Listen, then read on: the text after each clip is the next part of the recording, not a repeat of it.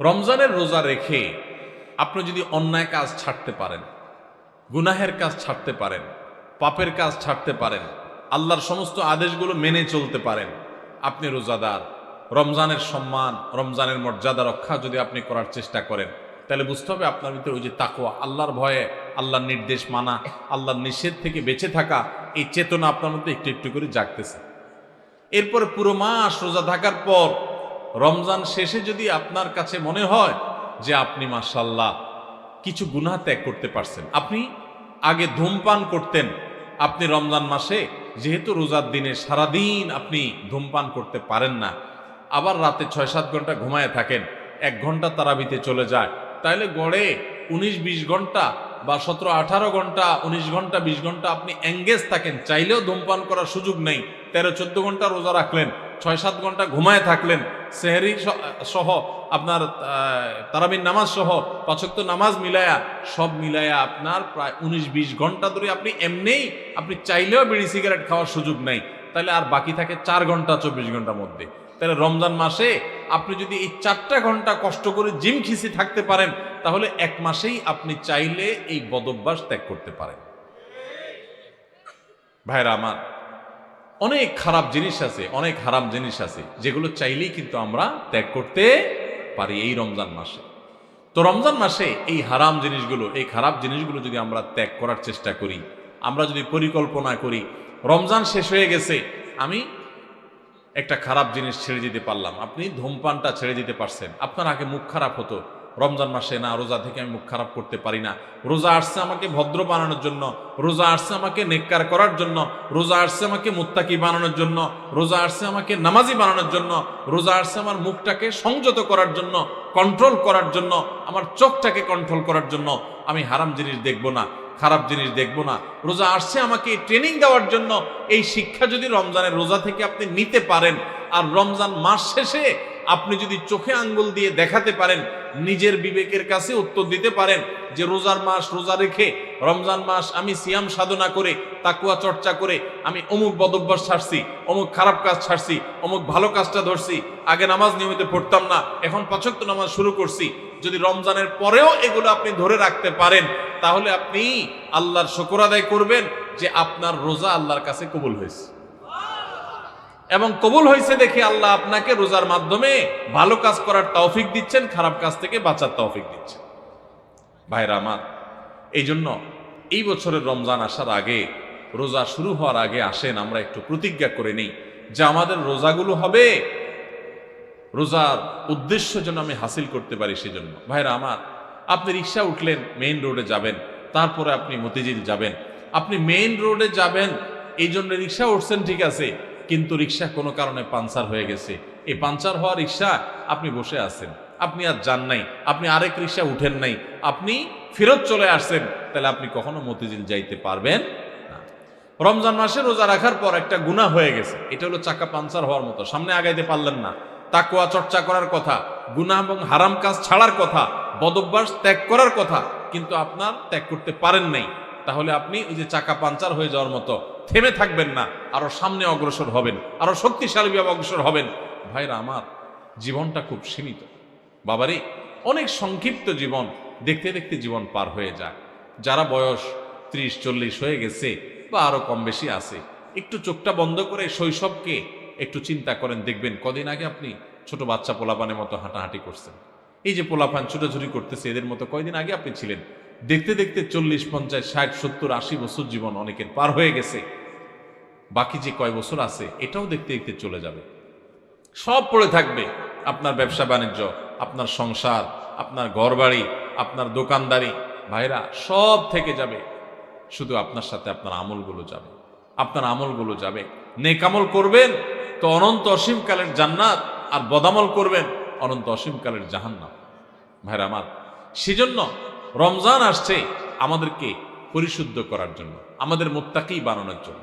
ভাইরা আমার, রমজানের রোজা কিন্তু আমাদের সাথে কথা বলে, আমরা বুঝি না কি কথা বলে, বলবো?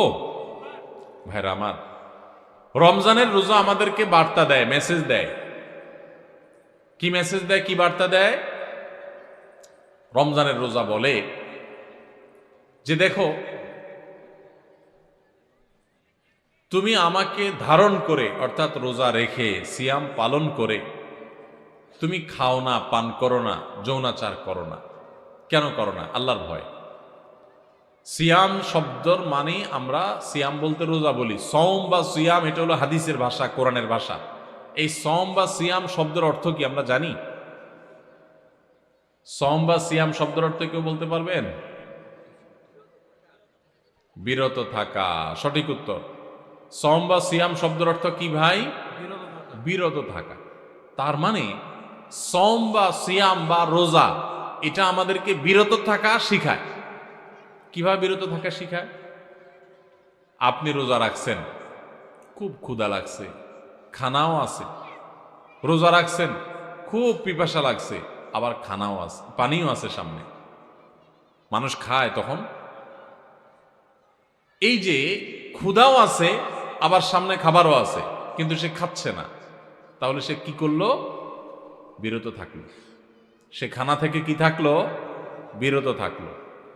পানি আছে সামনে, সে চাইলেই পান করতে পারে, আবার পিপাসাও লাগছে, কিন্তু যেহেতু সে রোজা আছে এই জন্য সে পানি খায় না, তাহলে সে কি করলো? বিরত থাকলো। পানি পান থেকে কি করলো? বিরত থাকলো।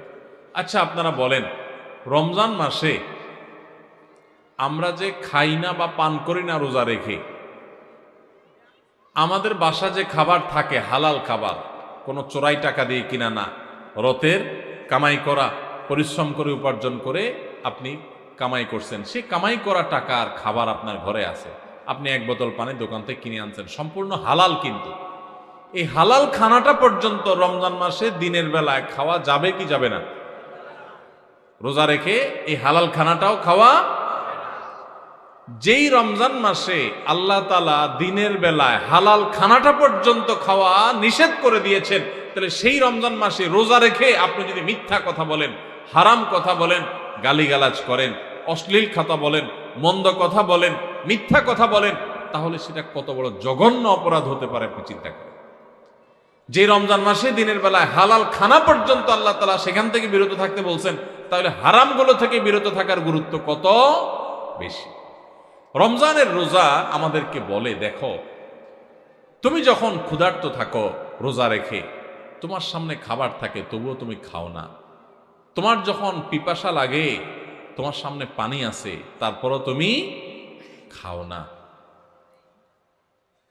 এমনকি মানুষের সামনেও মানুষ রোজা রেখে খায় না, আবার মানুষের চোখের আড়াল হলেও রোজা রেখে কেউ চুরি করে খায়? পিচি পোলাপান তো খাইতে পারে, তাও খায় না মনে হয়, পোলাপানও খায় না, তাই না? যে লোকটা সবার সাথে চিটারি বাটপারি করে, কথায় কথায় মিথ্যা কথা বলে, সেই লোকটাও যদি রোজা রাখে তো দেখবেন কষ্ট হয়। রুমে একা একা আছে, কেউ নাই, তারপরও সে কি লুকায় পানি খায়? খায় না। কেন খায় না? কারণ যেই আল্লাহর জন্য রোজা রাখছে, এই রুমে কেউ না দেখলে কি হবে? সে আল্লাহ দেখে, আল্লাহর ভয়ে সে কিন্তু কিছু খায়। তো রোজা আমাদেরকে বলে, ও রোজাদার, ও আল্লাহর বান্দা, তুমি যে আল্লাহর ভয়ে রোজা রেখে পানিটা খাচ্ছ না, তোমার পিপাসা আছে, খাবারটা নিচ্ছ না, তোমার ক্ষুধা আছে, তারপরও কেউ দেখতেছে না, সিসি ক্যামেরাও নাই, রুমে দরজাও আটকানো, ফ্রিজে খাবার আছে, ঠান্ডা পানি আছে, সবকিছু আছে, ক্ষুধা তৃষ্ণাও আছে, তারপরও তুমি খাচ্ছ না, পান করতেছ না, কেউ দেখছে না, তারপরও তুমি করতেছ না কেন? তোমার বিবেককে জিজ্ঞাসা করো। কারণ তুমি আল্লাহকে ভয় করো, আল্লাহ তোমাকে নিষেধ করেছেন খেতে, সেজন্য খাচ্ছ না। তো তুমি যখন মোবাইলে হারাম জিনিস দেখো, তুমি যখন কারোর হক নষ্ট করো, তুমি যখন কারোর ক্ষতি করো, তুমি যখন একটা গালিগালাজ করো, তুমি যখন কারোর পিছনে সমালোচনা করো, তুমি যখন নামাজ পড়ো না, তুমি যখন গুনাহের কাজ করো, তুমি যখন খারাপ কাজ করো, তখন তোমার বিবেক কেন জাগে না? তোমার আল্লাহ তো সেটাও দেখতেছেন, আল্লাহ তো সেগুলোও নিষেধ করেছেন। যেই আল্লাহর নির্দেশ মানার কারণে তুমি রমজান মাসে রোজা রেখে ক্ষুধার্ত পিপাসার্ত থাকার পরেও মানুষ না দেখলেও পানাহার করো না, তাহলে সেখানে মানুষ না দেখলে চুরি করে মোবাইলে হারাম জিনিস দেখা, হারাম কাজ করা, এগুলো তুমি কিভাবে করো? আমাদের রোজা আমাদেরকে এই কথাটা সারাদিন বলতে থাকে। কথা কি বুঝাইতে পারছি ভাইরা আমার? রোজার এই বার্তা, রোজার এই মেসেজ, রোজার এই কথা যদি আমরা বুঝতে পারতাম, তাহলে আমরা মুত্তাকি হয়ে যেতাম। রোজা আমাদেরকে তাকওয়া শিখায় কিভাবে দেখেন। তাকওয়া মানেই হলো ওই যে বললাম আল্লাহর ভয়ে, আল্লাহর আদেশগুলো মানা, আল্লাহর নিষেধ থেকে বেঁচে থাকা, যে আমার আল্লাহ দেখছেন। তো রোজার মাসে রোজা রেখে আমরা আল্লাহ দেখছেন এই ভয়ে আমরা পানাহার করি না।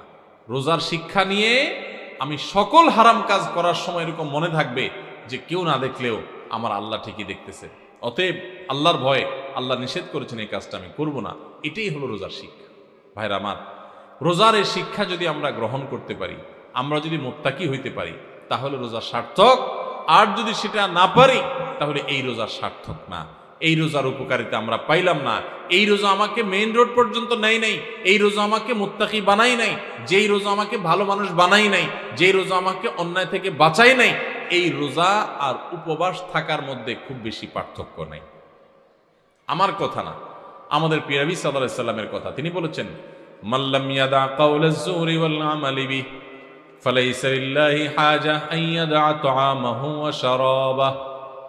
যে ব্যক্তি রোজা রেখে মিথ্যা কথা ছাড়লো না, মিথ্যা কাজ ছাড়লো না, দুই নম্বরই ছাড়লো না, চিটারি বাটপারি ছাড়লো না, এই ব্যক্তি উপবাস থাকায় আল্লাহর কোনো ঠেকা পড়ে নাই। তার মানে তার রোজা থাকা উপবাস থাকার মতো। এই জন্য ভাইরা, রোজা রেখে সমস্ত অন্যায় কাজ ছাড়বো তো ইনশাআল্লাহ। আল্লাহ আমাদের সবাইকে তৌফিক দান করুন। রোজা থেকে আমরা শিক্ষা গ্রহণ করব, রোজা থেকে আমরা মেসেজ গ্রহণ করব, বার্তা গ্রহণ করব। রোজা আমাদেরকে কি বলে সেটা বোঝার চেষ্টা করব। রোজা আমাদেরকে বলে, বান্দা তুমি এই যে আল্লাহর ভয়ে পানাহার থেকে বিরত থাকতেছো রোজা রেখে, এখান থেকে তোমার তাকওয়ার ট্রেনিং হচ্ছে, তাকওয়ার প্রশিক্ষণ হচ্ছে, যে তোমার চাহিদা আছে, খাবারও সামনে আছে, খাচ্ছ না। দেখেন, মাগরিবের আজান হবে, সূর্য ডুববে, সূর্য ডুবার পর মুয়াজ্জিন সাহেব আজান দিবেন, আমরা সামনে খাবার নিয়ে, ইফতার নিয়ে অপেক্ষা করি। সবার ক্ষুধা থাকে, তাই না? এই যে ক্ষুধার্ত অবস্থায় সবার সামনে খাবার আছে, সবগুলো মানুষ যদি রোজাদার থাকেন, কেউ কিন্তু খাবার খায় না। হ্যাঁ, সবাই বসে আছে। কিসের জন্য? কিসের অপেক্ষা বসে আছে? যে আল্লাহর নির্দেশ হবে, সূর্য ডুবলে তখন খাওয়া যাবে, আল্লাহর পারমিশন হবে, এটার জন্য কি করতেছে? সে বসে আছে। আল্লাহু আকবার।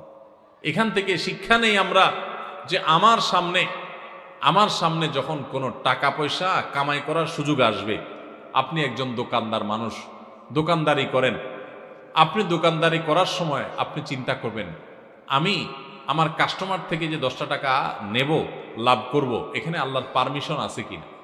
আপনি যদি ইন্ডিয়ান মশারির ডালের সাথে দেশি মশারির ডাল মিশায়া বিক্রি করেন, তাহলে এবং সেটাকে দেশি মশারির ডাল বলে বিক্রি করেন, তাহলে এখানে কি আল্লাহর নির্দেশ আছে না নাই?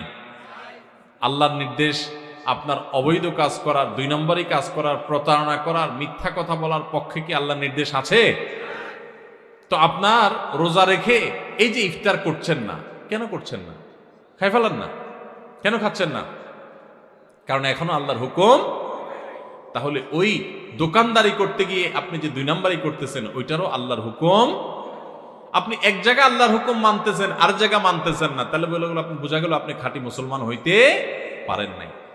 যেই রোজাদার রোজা রাখার পর এই জিনিসটা শিখতে পারছে যে হাইরে, রোজা তো আমাকে বলে যে তুমি আমাকে রাখার পর যেভাবে আল্লাহকে ভয় করতেছো, এখান থেকে ট্রেনিং নিয়ে তুমি সারা বছর সব ক্ষেত্রে আল্লাহকে ভয় করে চলবা। আল্লাহ আমার জন্য হারাম করছেন, আমার কষ্ট হবে, আমার টাকার দরকার, আমার অনেক অভাব আছে, তারপর আমি দুই নম্বর পথে কামাই করব না। আমার অনেক জেদ হয়েছে, আমার অনেক গোস্সা হয়েছে, তারপর মুখ দিয়ে একটা খারাপ কথা বলবো না। আমার গায়ে অনেক জোর আছে, অনেক বাহুতে ক্ষমতা আছে, তারপরে একজনের প্রতি জুলুম করব না। এটাই রোজা আমাদেরকে শিখায়। ভাইরা আমার, সারা দেশে লক্ষ লক্ষ মানুষ আমরা রোজা রাখি, কিন্তু আমাদের জীবনে কোনো পরিবর্তন নাই। আমরা রোজা রাখি, দুর্নীতি করি, রোজা রাখি, ঘুষ খাই, রোজা রেখে আবার আমরা মিথ্যা কথা বলি, রোজা রেখে আমরা আবার চিটারি বাটপারি করি, রোজা রেখে আমরা আবার মানুষের হক নষ্ট করি, রোজা রেখে আমরা অনেকে গালিগালাজ করি, রোজা রেখে আমরা অনেকে মানুষের অধিকার নষ্ট করি। কারণ ওই যে রোজার মর্ম আমরা বুঝতে পারি নাই। ভাইরে, শুধু ইফতার আর সাহরি খাওয়ার নাম রোজা না। ইফতার করা আর সাহরি করার নাম কি না? রোজা না। এটাতে রোজার স্ট্রাকচার দাঁড়ায়, কিন্তু রোজা ফাইনাল হয়, কমপ্লিট হয়, ফিনিশিং হয়, পূর্ণাঙ্গতা পায় যদি রোজা রেখে আপনি মুত্তাকি হইতে পারেন। যদি রোজা রেখে আপনি হারাম কাজ ছাড়তে পারেন, যদি রোজা রেখে আপনি খারাপ কাজ ছাড়তে পারেন, নবী করিম সাল্লাল্লাহু আলাইহি ওয়াসাল্লামের সেই হাদিসের দিকে তাকান, তিনি কি বলেছেন? মাল্লাম ইয়াদা কাওলা যুরি ওয়াল আমাল বি, যে ব্যক্তি মূর্খতা সুলভ কাজ ছাড়লো না, মিথ্যা কথা ছাড়লো না, মিথ্যা কাজ ছাড়লো না, গুনাহ এবং পাপাচার এগুলো ছাড়তে পারলো না, ওই ব্যক্তির রোজা রাখা আর উপোস থাকা সমান। তার উপোস থাকায় আল্লাহর কোনো ঠেকা পড়ে না। অতএব এই বছরের রমজানে আমরা আসেন আগে থেকে পরিকল্পনা করি, ভাইরা আমার, আল্লাহকে সাক্ষী রেখে আল্লাহর সাথে কথা দেই, আল্লাহ এত বছর রোজা রাখছি, তোমার রোজার মর্ম বুঝি নাই, এই বছর আমি রোজার মর্মটা একটু বুঝে রোজাটা সঠিকভাবে রাখবো। চেষ্টা করা যাবে না ইনশাআল্লাহ? আল্লাহ আপনি আমাদের সবাইকে তৌফিক দান করেন। আল্লাহ আপনি আমাদের সবাইকে মুত্তাকি বানায় দেন, মুত্তাকিদের ইমাম বানায় দেন, আমাদের তাকওয়া অর্জন করার তৌফিক দান করেন। আল্লাহ হারাম ছাড়ার তৌফিক দান করেন, হারামকে না করার তৌফিক দান করেন। মনে রাখবেন, চুরিদারি করার জন্য, দুর্নীতি করার জন্য, দুই নাম্বারি করার জন্য, গুনাহের কাজ করার জন্য, পাপাচার করার জন্য, এগুলোর জন্য কোনো যোগ্যতা লাগে না। এগুলো সবাই পারে। লোভ সামলানো, যে আমি চাইলে দুই নাম্বারই করতে পারি কিন্তু করব না, আমি চাইলেই একটা রিকশাওয়ালাকে একটা থাপ্পড় দিতে পারি কিন্তু আমি আল্লাহর ভয়ে দেব না, যে তার প্রতি অন্যায় করলে আল্লাহ আমার কিয়ামতের ময়দানে বিচার করবেন, আমি যত ক্ষমতা আলে মানুষ হই না কেন। আমি কাউকে চাইলে একটা গালি দিতে পারি কিন্তু গালি দেওয়া জায়েজ নাই, ইসলামে হারাম করেছি, ইমানদার কখনো মুখ খারাপ করতে পারে না, সেজন্য আমি বেঁচে থাকবো। এগুলোর জন্য যোগ্যতা লাগে, বেঁচে থাকার জন্য যোগ্যতা লাগে।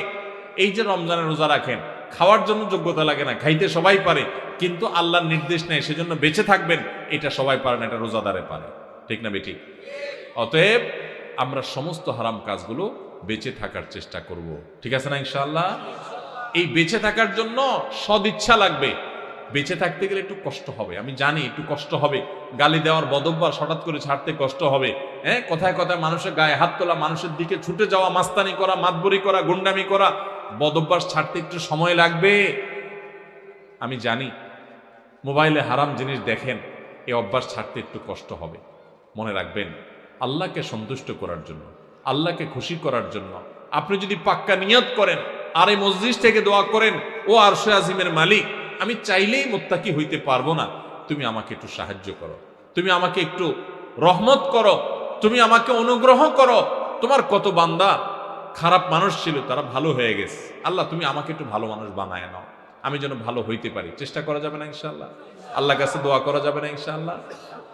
ভোর রাত্রে যখন সাহরি খাইতে উঠবেন, সাহরি খাওয়ার পর ফজরের আজানের আগে আপনি 10 মিনিট 5 মিনিট একটু আল্লাহর কাছে ক্যাবলামুখী হয়ে হাত তুলে রুমের লাইটটা বন্ধ করে একটু আল্লাহর সাথে কথা বলবেন। মানুষের সাথে বহুত কথা বলছেন, আল্লাহর সাথে একটু কথা বলে দেখেন। আল্লাহর সাথে কথা বলার স্বাদ আছে ভাই, অনেকে জীবনে একবারও এই স্বাদ পান নাই। একটু কথা বলে দেখেন, ভোর রাতে সাহরি খেতে উঠলে 10টা মিনিট একটু হাত তুলে কথা বলেন। কিভাবে কথা বলবেন?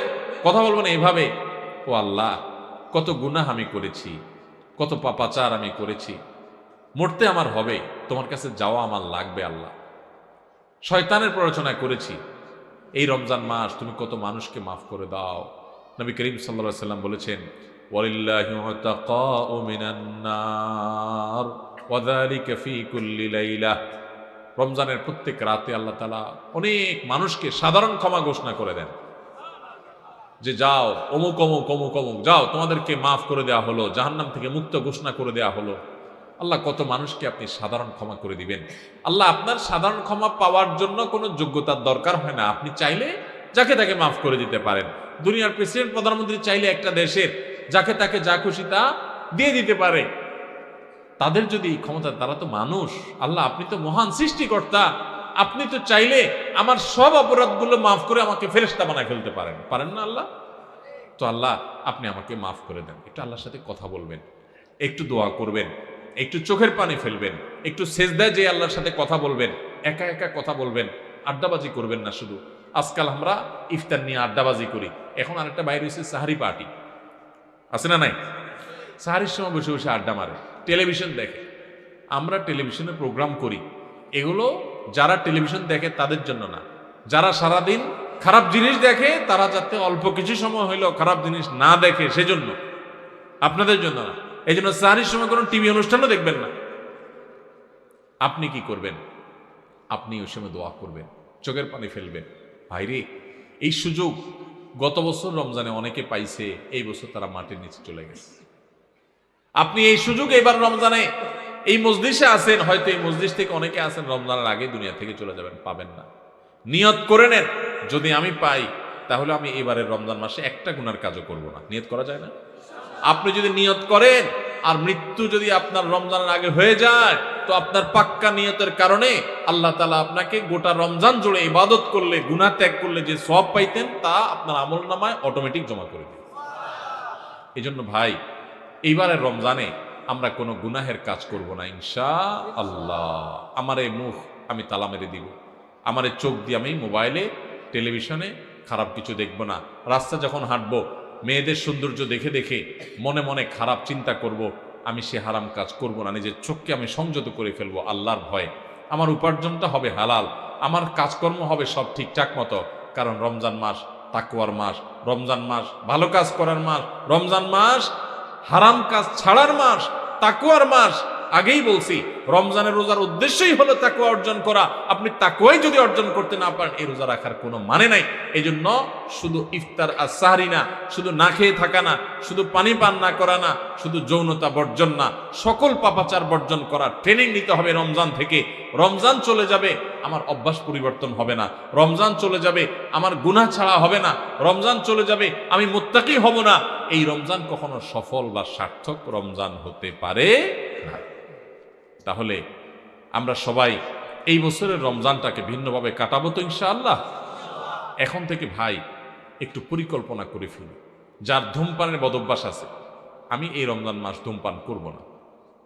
এক মাস যদি আপনি ছাড়তে পারেন, এক মাস পরে শয়তান এসে আপনাকে ঈদের দিন বলবে, রমজান তো গেছে, এবার ধর। আপনি শয়তানরে বলবেন, 30 দিন যদি এই বদভ্যাস আমি ছাড়তে পারি এবং আমার কোনো অসুবিধা না হয়, তাহলে এখনো আমি পারবো।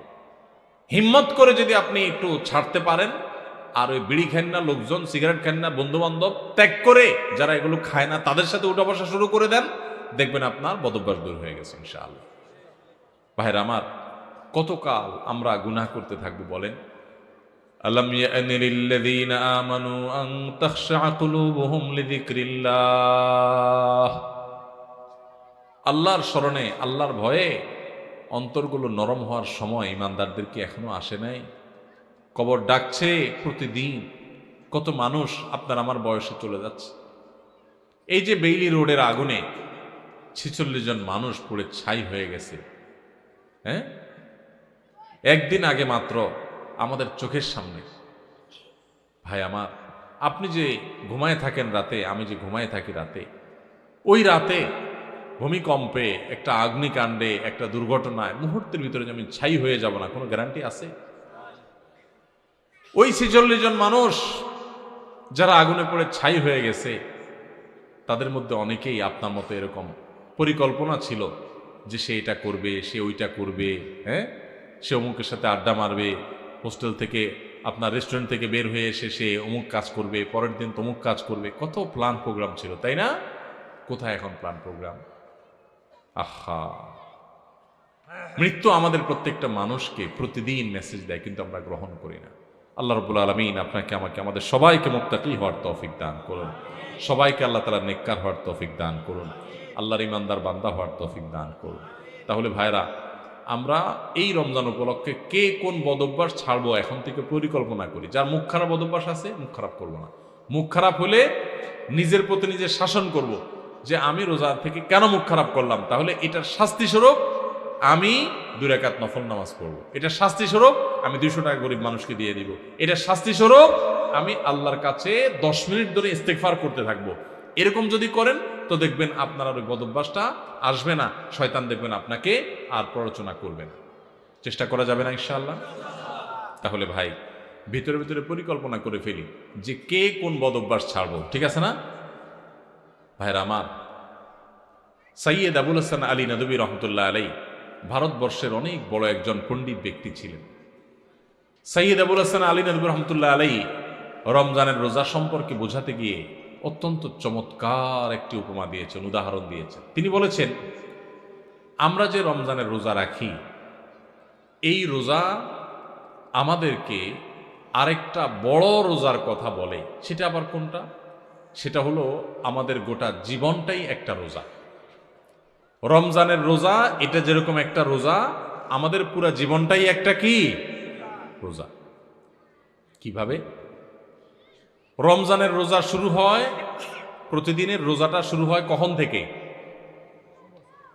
সবে সাদিক হলে, ফজরের ওয়াক্ত শুরু হলে রোজা শুরু হয় না?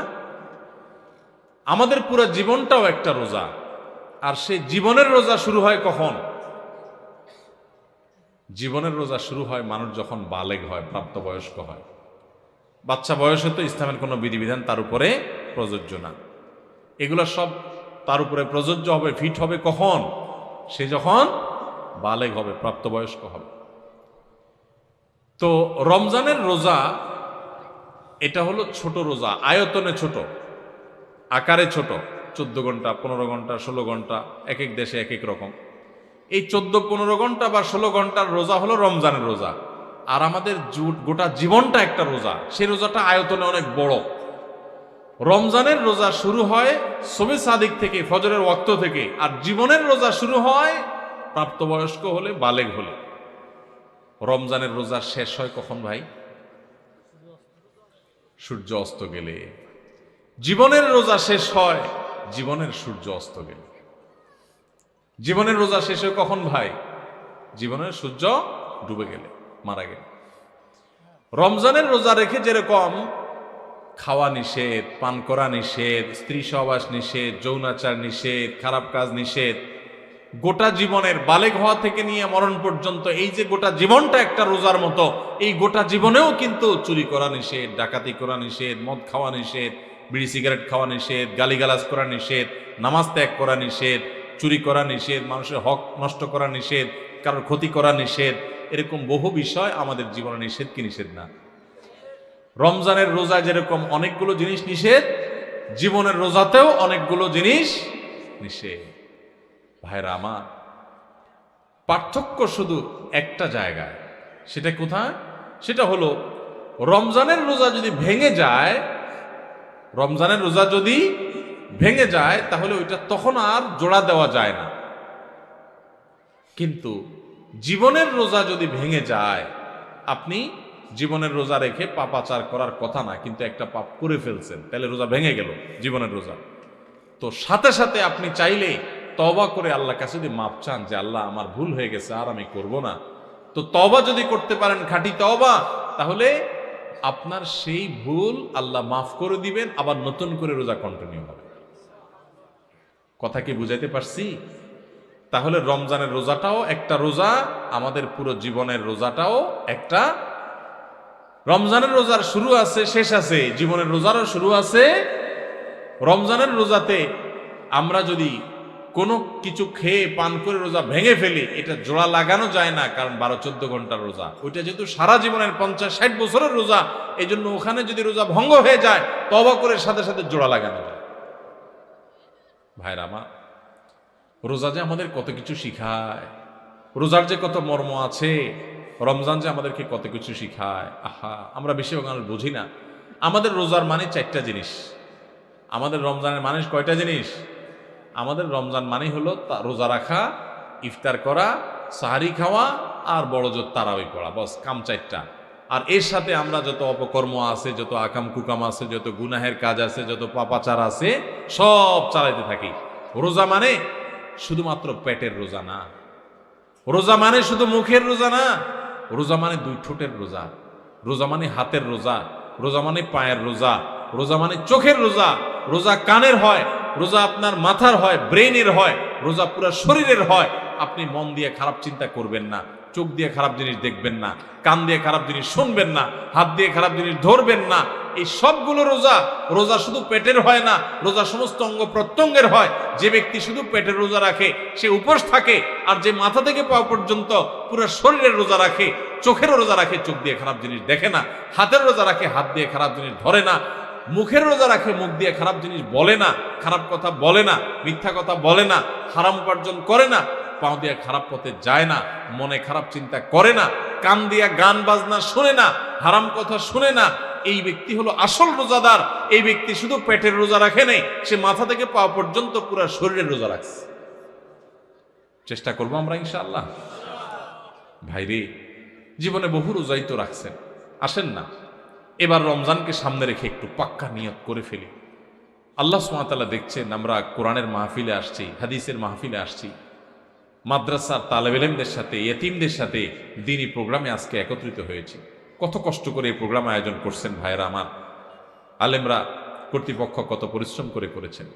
আসেন আজকে আমরা এই প্রোগ্রামে বসে আমাদের মালিককে আমরা কথা দিয়ে দেই যে আরশে আজিমের মালিক ও আমার আল্লাহ, জীবনে বহু রোজা রাখছি উল্টাপাল্টা করে, অর্ধেক টাইপ রোজা রাখছি, পেটের রোজা রাখছি, মুখেরটা রাখি নাই, হাতেরটা রাখি নাই। আল্লাহ এবার পুরো বডির রোজা রাখবো। নিয়ত করা যায় না ইনশাআল্লাহ? মাথা থেকে পা পর্যন্ত পুরো শরীরে রোজা রাখবো, নিয়ত করা যাবে? আপনি পাক্কা নিয়ত করেন, আল্লাহ তৌফিক দেবে ইনশাআল্লাহ। চেষ্টা করা যাবে না?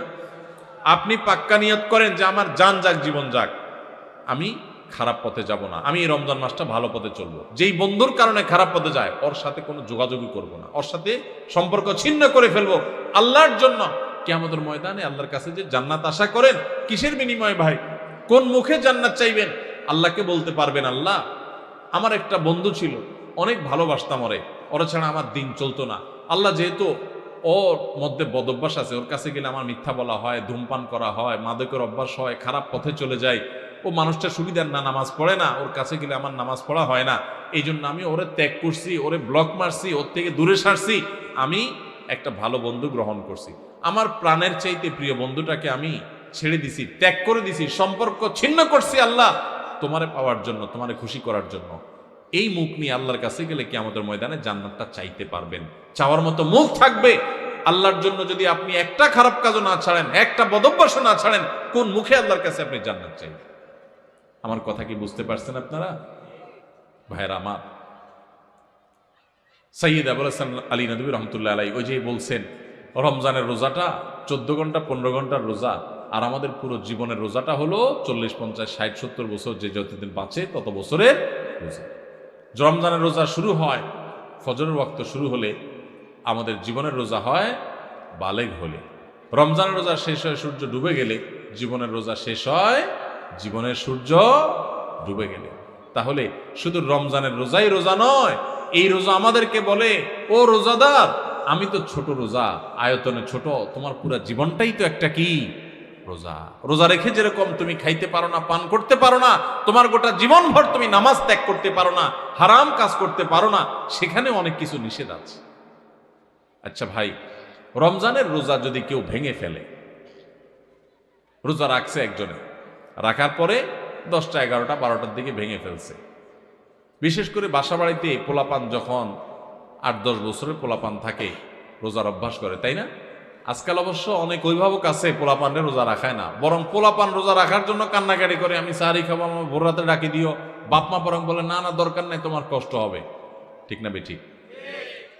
আমাদের বাপমা যারা আমাদের বয়সী আছেন, যারা 40, 45, 50 বছর বা আরো বেশি বয়স পাইছেন, আপনাদের ছোটবেলার কথা চিন্তা করেন তো। ছোটবেলায় আপনাদের রোজা রাখার জন্য বলা লাগতো না, মা বাপ বরং ডেকে ডেকে উঠে রোজা রাখাইত। আর এখন বাপ মা পোলাপান রে এত আদর করে, রোজা রাখতে দেয় না। বাবা, রোজা রাখলে তোমার শরীর খারাপ হবে। আমি বলি, শুনেন, পোলাপানকে এইরকম অতিরিক্ত আদর করে, আদর করা ভালো, কিন্তু অতিরিক্ত আদর করে পোলাপানকে এক একটাকে ফার্মের মুরগি বানাইতেছেন। সব পোলাপান আজকাল কিসের মতো হয়? ফার্মের মুরগির মতো, নাদুস নুদুস, কিন্তু না বুদ্ধি শুদ্ধি আছে, না শরীরে সেরকম শক্তি। আমরা ছোট থাকতে এই সমস্ত পোলাপানের চাইতে বহুত বেশি শক্তি ছিল আলহামদুলিল্লাহ। দৌড়াদৌড়ি করতে পারতাম, ছোটাছুটি করতে পারতাম, গোল্লাচুট খেলতে পারতাম। এখন পোলাপান, শহরের পোলাপান গ্রামের পোলাপানের সাথে লাগাই দেন, পিঠে ভূত বানায় ফেলেন। অতিরিক্ত আদর করে আপনি ছেলেকে ধ্বংস করছেন। মনে রাখবেন, ভোগ করার জন্য যোগ্যতা লাগে না। ভোগ তো গরু ছাগলও করতে পারে, কুকুর শুকুরও করতে পারে, পশু পাখিও করতে পারে। ভোগ করার জন্য যোগ্যতার প্রয়োজন হয় না, ত্যাগ করার জন্য যোগ্যতার প্রয়োজন হয়। বাচ্চাকে ত্যাগ শিখান, ভোগ শিখানোর দরকার নাই। ওর জীবনে সবকিছু ব্যাটে বলে হয়ে যাবে, জীবনের সবকিছু মসৃণ হয়ে যাবে, এটা জরুরি না। অনেক কিছু তার জীবনে বাধা আসবে। তাকে কষ্ট করা শিখান, তাকে পরিশ্রম করা শিখান, তাকে ত্যাগ করা শিখান। ক্ষুধার যে কি কষ্ট এটা তাকে বুঝান, তাহলে গরিব মানুষদের কষ্ট সে বুঝবে, সে গরিবদের পাশে দাঁড়াবে। আর শুধুমাত্র সারাদিন খাওয়াইয়া পড়াইয়া ওরে ফার্মের মুরগির মতো বানাবেন, ওর নাদুস নুদুস সবে ঠিক আছে, কিন্তু ত্যাগ শিখবে না, সে মানুষের কষ্ট বুঝবে না। মানুষের কষ্ট যখন বুঝবে না, এই বাচ্চা বড় হয়ে তার বাপমার কষ্ট সে বুঝবে না। ঘরে ঘরে আজ অমানুষ তৈরি হচ্ছে, এই জন্য মা বাপ তাদেরকে স্যাক্রিফাইস শিখায় না। মনে রাখবেন, রোজা রাখলে বাচ্চা মরে যাবে না। পৃথিবীতে একটা ঘটনা ঘটে নাই যে রোজা রাখে, রোজা রাখার কারণে বাচ্চা 10 বছর 12 বছরের কিশোর রোজা রাখছে তাই মরে গেছে। শুনছেন কোনোদিন আপনারা? মরবে না। বরং রোজার কারণে মানুষ স্বাস্থ্যগতভাবে আরো ভালো থাকে, আরো ভালো থাকে। যদি স্বাস্থ্যের ক্ষতিও হয় তো আমার আল্লাহর জন্য আমি করব। এই বাচ্চা একসময় রোজা রাখা শিখবে। অভ্যাস যদি না করান তাহলে সে শিখবে না। এই অমানুষ হয়ে কিয়ামতের ময়দানে আপনাকে টেনে টেনে এই বাচ্চা জাহান্নামে নিবে যে আমার মা বাপ আমাকে দুনিয়াতে বহু কিছু শিখাইছে, রোজা শিখাই নাই, নামাজ শিখাই নাই। তো যাই হোক, যেটা বলতেছিলাম, 8-10 বছরের বাচ্চা, কিশোর পোলাপান, একটা বাসায় যদি 2টা ছেলে রোজা রাখে, ধরেন 2টা বাচ্চা আপনার, একটার বয়স 8 আর একটা বয়স 10, দোনোটা মিলে রোজা রাখছে। রোজা রাখার পর সাধারণত একটু বয়স যেগুলোর বেশি হয়, মানে 10-12 এরকম, তাদের মধ্যে ওই যে বাদরামিটা শুরু হয়, বাদরামি দুষ্টামিটা শুরু হয়। এই দুইজনের মধ্যে মনে করেন বড় ছেলেটা সকাল 10টা-11টার দিকে প্যান প্যান করা শুরু করছে মায়ের পিছি পিছি, আম্মু আমার ক্ষুধা লাগছে, আমি রোজাটা ভেঙে ফেলি, আমার কিছু খাইতে ইচ্ছা করে, আমি আর পারতেছি না, গলা শুকিয়ে আসতেছে। মনে করেন ও একটু প্যান প্যান শুরু করছে, বাপের পিছে, মায়ের পিছে, দাদির পিছে, সবার পিছে পিছে ঘুরে। তো বাপমা যখন দেখে যে অনেক বেশি জ্বালাতন করতেছে, তো প্রথম হয়তো বোঝানোর চেষ্টা করে, একটু কষ্ট করো, একটু সবর করো। যখন দেখে না ও বেসবর মানবেই না, তখন বাপমা যদি বলে ঠিক আছে আচ্ছা যা খা, তাহলে ও রোজাটা ভেঙে ফেললো। মনে করে 10 বছরটা রোজাটা ভেঙে ফেললো, 8 বছরটা মনে করেন রোজাটা কষ্ট হচ্ছে, তারপরও সে রাখছে। এরকম হয় না অনেক সময় ঘরে? আচ্ছা, যে রোজাটা ভেঙে ফেলছে ওর ভাগ্যে কি খানা জোটে? 10টা-11টার দিকে রোজা ভাঙছে, মনে করেন 12টার দিকে রোজা ভাঙছে, তখন তার ভাগ্যে কি খানা জোটে? মুসলমানের ঘরে রমজান মাসে সকাল 10টা-11টায় কি ধরনের খানা থাকে? গরম ভাত থাকে না? কি থাকে? বাসি ভাত। আর সাহারিতে যে মাছ রান্না করা হয়েছে, একদম পেটির টুকরা, ভালো ভালো টুকরাগুলো সব থাকে, থাকে লেঞ্জা, মাথা, হ্যাঁ, ছোটখাটো টুকরা, কাঁটা কুটা, এগুলা বাসি তরকারি, তাই না? আর গোশতের পাতিলেরও একই অবস্থা, বাইসা বুইসা সব সাহারিতে খায়া হাড্ডি হুড্ডি, চর্বি চারবি এগুলা থাকে। যেই ছেলেটা রোজা ভাঙে ও কিন্তু খাইতে পারে, এটা ঠিক যে ও খাইছে, খায়া পেটটা ভরে ফেলছে, ও এখন খুব সুখে আছে। কিন্তু কি খায়া পেট ভরছে? বাসি খাবার খাইলো, তাই না? বাসি খাবার খায়া এবার ও লাফাচ্ছে, দৌড়াচ্ছে, খেলতেছে, কারণ তো খাইছে, পানি পান করছে, রোজা ভেঙে ফেলছে, ও তো এখন সুখ। আর ছোট যেটা 8 বছরের, ওর কি অবস্থা হয়? কথা বলেন, ওর অবস্থা কি? সময় যত বাড়তে থাকে তার কষ্ট বাড়তে থাকে। 12টা বাজে, 1টা বাজে, 2টা বাজে, আস্তে আস্তে মুখটা শুকায় আসে। খেয়াল করেন না? মুখটা শুকায় আসে। ছোট মানুষ, বলতেও পারে না, সইতেও পারে না, এদিকে রোজা আছে। আস্তে আস্তে যখন 2টা বাজে, 3টা বাজে, 4টা বাজে, বিকাল হইতে থাকে, এবার এই বাচ্চার চেহারাটা যখন ফ্যাকাশে হয়ে আসে, সে যখন কষ্ট করে, এবার তার বাপ দেখলে তাকে বলে আব্বু এই তো আর 3 ঘন্টা, হ্যাঁ। মা দেখে বলে বাবা এই তো আসর আজান হয়ে গেছে, দেখতে দেখতে মাগরিব হয়ে যাবে, আর একটু। দাদি ডাকে বলে যে নাতি এই তো শেষ, দেখতে দেখতে পার হয়ে যাবে। কত কষ্ট করছে আরে আমার নাতিটা। আদর শুরু হয়ে যায় কিন্তু, তাই না?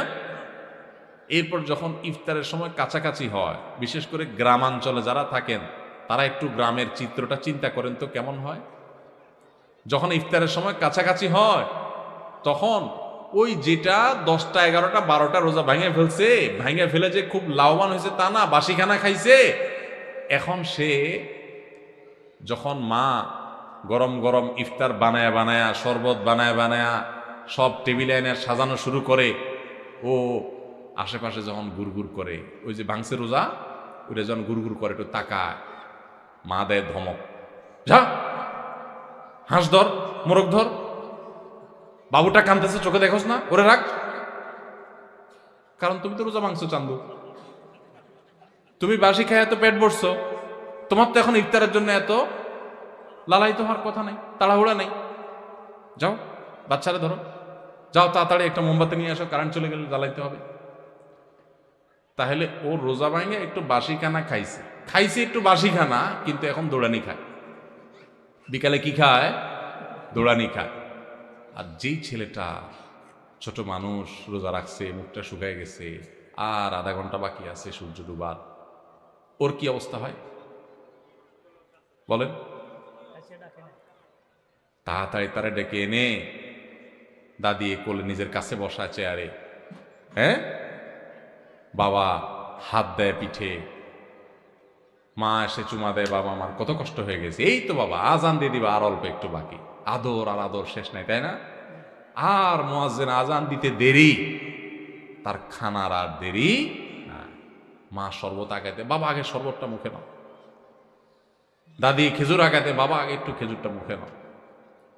বাপে পেঁয়াজি ধরে রাখে, বড় আরেক ভাই বোন থাকলে তারা আপনার চপ ধরে রাখে, আরেকটা ধরে রাখে, একটার পর একটা খাওয়াইতে থাকে, তুই খা বাবা খা। আর ওইটা যদি কাছাকাছি আসে দে ধমক, বাচ্চা কাঁদতেছে দেখোস না পিচ্ছিটা, ওরা ধর।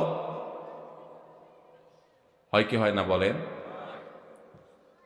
ওই যে ধমক টমক খায়, দৌড়ানি দাঁড়ানি খায় বেচারা রোজা ভাঙ্গা, সে কিন্তু মাগরিবের পর আজান হয়ে গেলে, নামাজ হয়ে গেলে, ওই ডাইনিং টেবিল থেকে ইফতারি সবাই খায়া টায়া যখন ওই বাইসা বুইসা থুইয়া দেয়, বেগুনি যেগুলো ভালো ভালো ভাজা হয়েছে এগুলো তো সব খাওন শেষ, যেগুলো কোনা কাঞ্চি পুড়ে টুড়ে গেছে এগুলো রয়ে গেছে, নামাজের পরে এবার ওরে বলে আচ্ছা যা তুই একটু খা। ঠিক না ঠিক? রোজা যে ভাঙছে ওর কপালে খানা জুটে, কিন্তু সেটা সকালেও বাসি বিকালেও। আর যে কষ্ট করে রোজা রাখে তার কষ্ট কিন্তু হয়, চেহারা কিন্তু শুকায় যায়, জিহ্বা কিন্তু শুকায় যায়, অনেক কষ্ট হয়।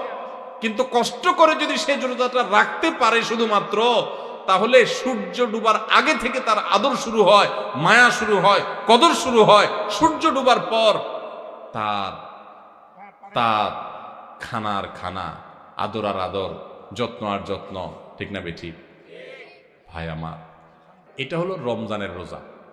রমজানের রোজাতে রোজা ভেঙে ফেললে তার পরিণতি কি হয় আমরা দেখাইলাম, আর যে রোজা রাখে তার সুফল কি সে পায় সেটাও আমরা দেখাইলাম। এবার আসেন, একটু আগে আমরা বললাম রমজানের রোজা হলো 14 ঘন্টা 15 ঘন্টা 16 ঘন্টার রোজা, আর আমাদের পুরো জীবনটা হলো সারা জীবনের রোজা।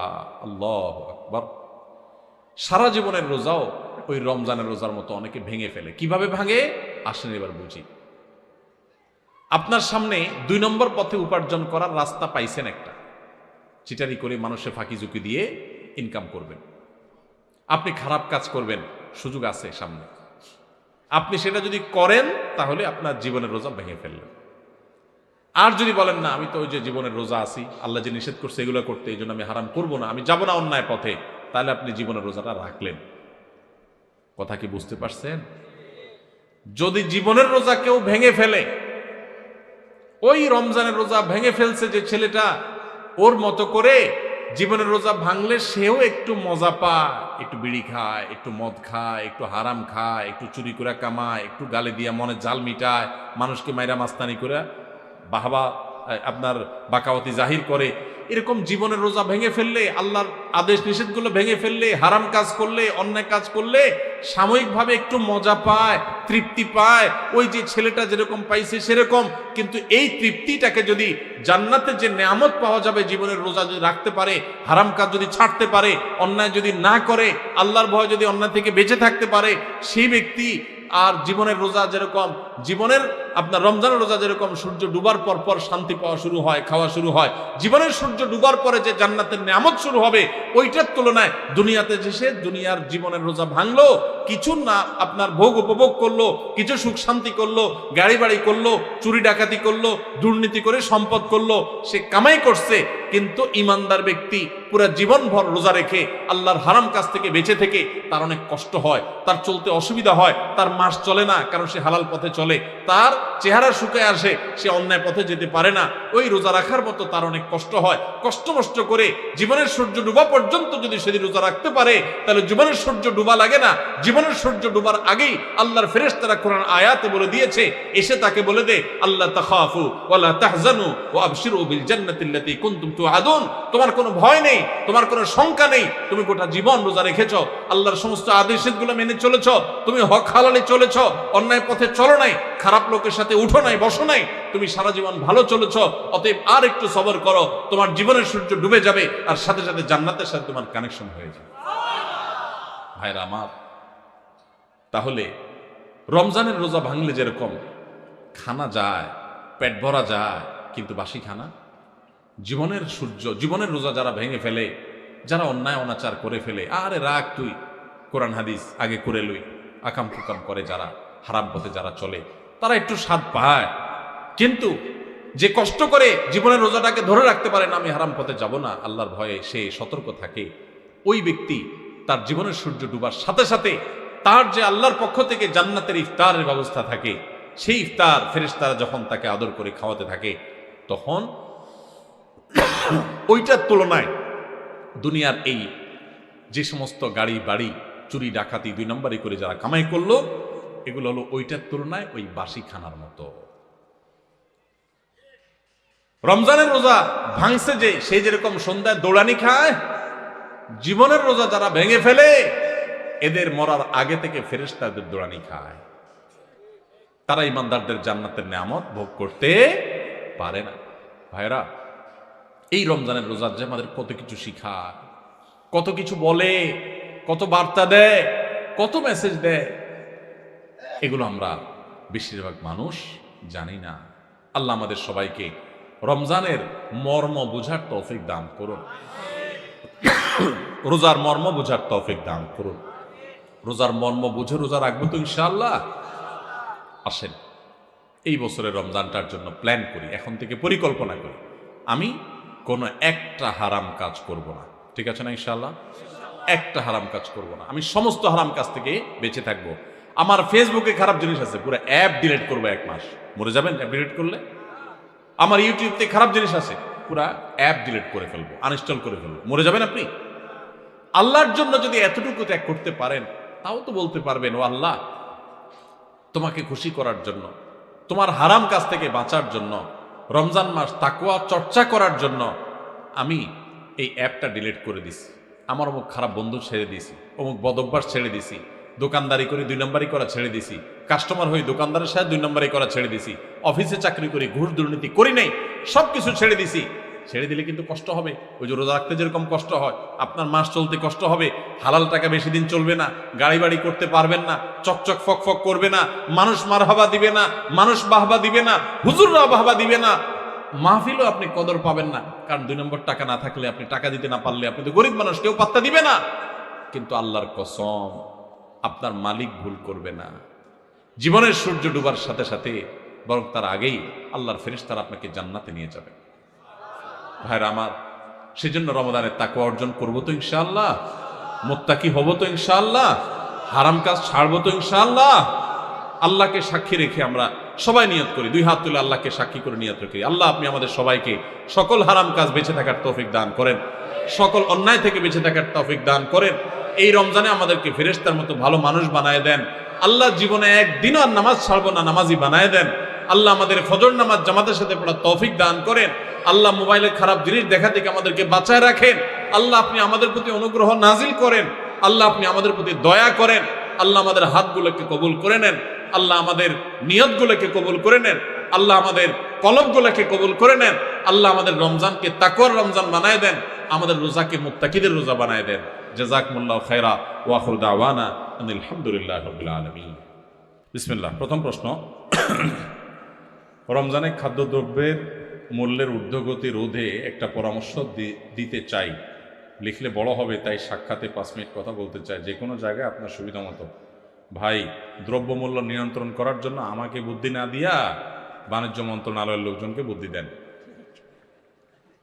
আমার হাতে তো ক্ষমতা নেই, আপনার বুদ্ধি আমি কাজে লাগাইতে পারবো না। তো কোন বুদ্ধি দিলে সব 2 নম্বর ব্যবসা সাইজ করা যাবে, এটা তাদেরকে বুদ্ধি দেন। ভাইরা আমার কাছে অবাক লাগে যখন দেখি টেলিভিশনে অথবা কোনো ভিডিওতে, কোনো পত্রিকাতে নিউজ হয়, এই সুন্দর লম্বা দাড়ি, মাথায় একটা সুন্দর টুপিও আছে, আবার দাড়িগুলোতে মাশাআল্লাহ মেহেদি কালারও করা আছে, কিন্তু উনি ধরা খাইছেন কিসে? ব্যবসায় ভেজাল করছেন। আছে না নাই? আহা, এই দাড়ির নাম ইসলাম? ইসলাম আপনি ভুল শিখছেন। আপনার ইসলাম আপনার দোকানদারিতে জাহির হবে। আরব দেশগুলোতে, আফ্রিকার দেশগুলোতে রমজান আসলে বিভিন্ন আইটেমে মানুষ ছাড় দিয়ে দেয়, অফার দিয়ে দেয়, কম দামে দিয়ে দেয়, যাতে মানুষ সোজা রাখতে পারে। আর আমাদের দেশে 5 ওয়াক্ত নামাজ পড়ে, লম্বা দাড়িও আছে, মাথায় টুপিও আছে, মাশাআল্লাহ, আবার ওমরা হজ করেও আসছে, আবার দাড়িতে মেহেদিও দিছে, মাথায় একটা টুপিও আছে, মাশাআল্লাহ, লম্বা সম্ভব। উনি ধরা খাইছে কি জন্য? দেখা গেছে যে উনি সয়াবিন তেল, চিনি, খেজুর, ছোলা এগুলা সব বাড়িতে নিয়ে খাটের তলে ভরে দিচ্ছে। কেন? কারণ রমজান আসলে ওই যে সবাই সরায় রাখছে, বাজারে মাল নাই, দাম বেড়ে যাবে, এবার উনি ওগুলো বাইর করে বিক্রি করবে। এরকম 2 নম্বর ব্যবসায়ী আছে না নাই? আছে। আমরা ইসলাম বুঝি নাই ভাই। আপনি 5 ওয়াক্ত নামাজ পড়েন, অতিরিক্ত টুপি মাথার না দিলেও চলবে, আপনি পাঞ্জাবি না পড়লেও চলবে, আপনি অতিরিক্ত তাসবিহ তাহলিল না করলেও চলবে, কিন্তু আপনি হক হালালে চলেন। মানুষের হক নষ্ট করিয়েন না। মানুষের হক নষ্ট করবেন আর এদিকে সুবহানাল্লাহ আলহামদুলিল্লাহ পড়বেন, আপনার সুবহানাল্লাহ আলহামদুলিল্লাহ দেখে শয়তানও হাসবে।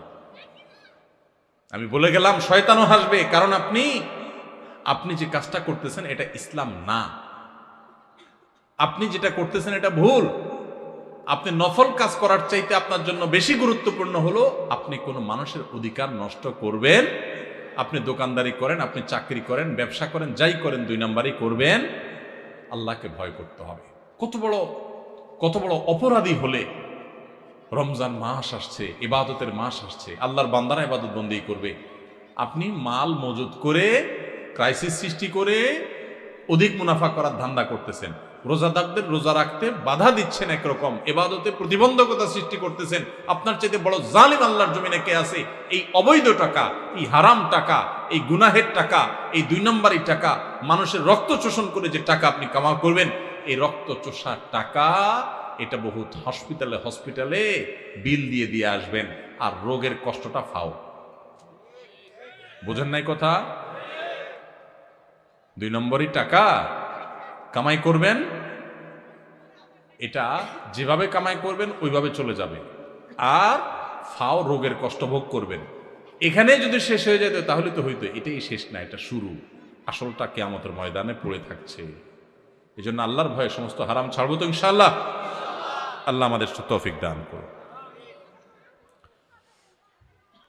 আপনাকে নিয়ে একটা স্বপ্ন দেখেছি, তাবিরের জন্য দেখা করতে চাই, সাক্ষাতের জন্য অনলাইনে আবেদন অ্যাকসেপ্ট হয় না, সাক্ষাতের সুযোগ চাই। ভাই, সাক্ষাৎ আমার সাথে না করলেও চলবে, আমাদের আলেম ওলামারা আছেন, এই যে আমাদের নাজমুল ভাই আছেন, আর আলেম ওলামা আছেন, ওনাদের সাথে কথা বলেন, ওনারা আমার কাছে পৌঁছায় দিবে ইনশাআল্লাহ।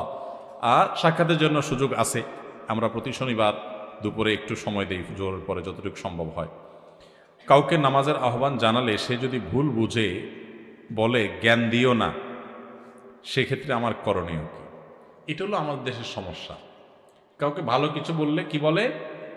জ্ঞান দিতে এসো না। মানে আমার এত জ্ঞান উপচে পড়তেছে, তোমার জ্ঞান রাখার জায়গা আর নাই। ভাবটা এরকম না? মানে এটাকে বলে চুরি চুরি আরো সিনাজুরি। নামাজ পড়ে না বেনামাজি, আরেকজন যখন নামাজের আহ্বান করছে বলবে ভাই তোমার শুক্রিয়া, থ্যাংক ইউ সো মাচ, তুমি আমার একটা ভালো কাজের কথা বলছো ভাই, ঠিক আছে দোয়া করো, আমি চেষ্টা করি ভাই। এটা না ইমানদারের কথা। আর জাহেল এবং মূর্খ মানুষের কথা হলো ভাই জ্ঞান দিতে আসিস না এত। তার মানে তোমার জ্ঞান আছে, তোমার জ্ঞান থাকলে তুমি নামাজ পড়তে যাইতা, তুমি যে অজ্ঞানী, তুমি যে মূর্খ, এটা তো তুমি প্রমাণ করছো তোমার কর্ম দ্বারা। আর যদি বলো না নামাজ পড়তে হবে, এটা আমি জানি, তো যাই না শুনেও যদি নামাজ না পড়ো তো তোমার মুগুর তো ডবল পড়বে কিয়ামতের ময়দানে। আমাদের দেশে অনেক সময় অন্যায় কাজের থেকে মানুষ বাধা দিলে বা ভালো কাজের নির্দেশ করলে আমরা অনেকে বলি জ্ঞান দিতে আইসো না। এটা অহংকারের কথা, এটা কোনো বিনয়ী মানুষের কথা না। আপনাকে যদি কেউ ভালো কাজের উপদেশ দেয় তো আপনার তো সৌভাগ্য, আপনি সেটাকে ভালোভাবে নিবেন। আলহামদুলিল্লাহ, একটা মানুষ আমাকে ভালো কাজ করতে বলছে, খারাপ কাজ করতে তো বলে নাই। অতএব জ্ঞান দিতে আইসো না, এটা অহংকারের কথা, এটা কোনো মুসলমানের কথা না। জ্ঞান দিতে আইসো না মানে কি?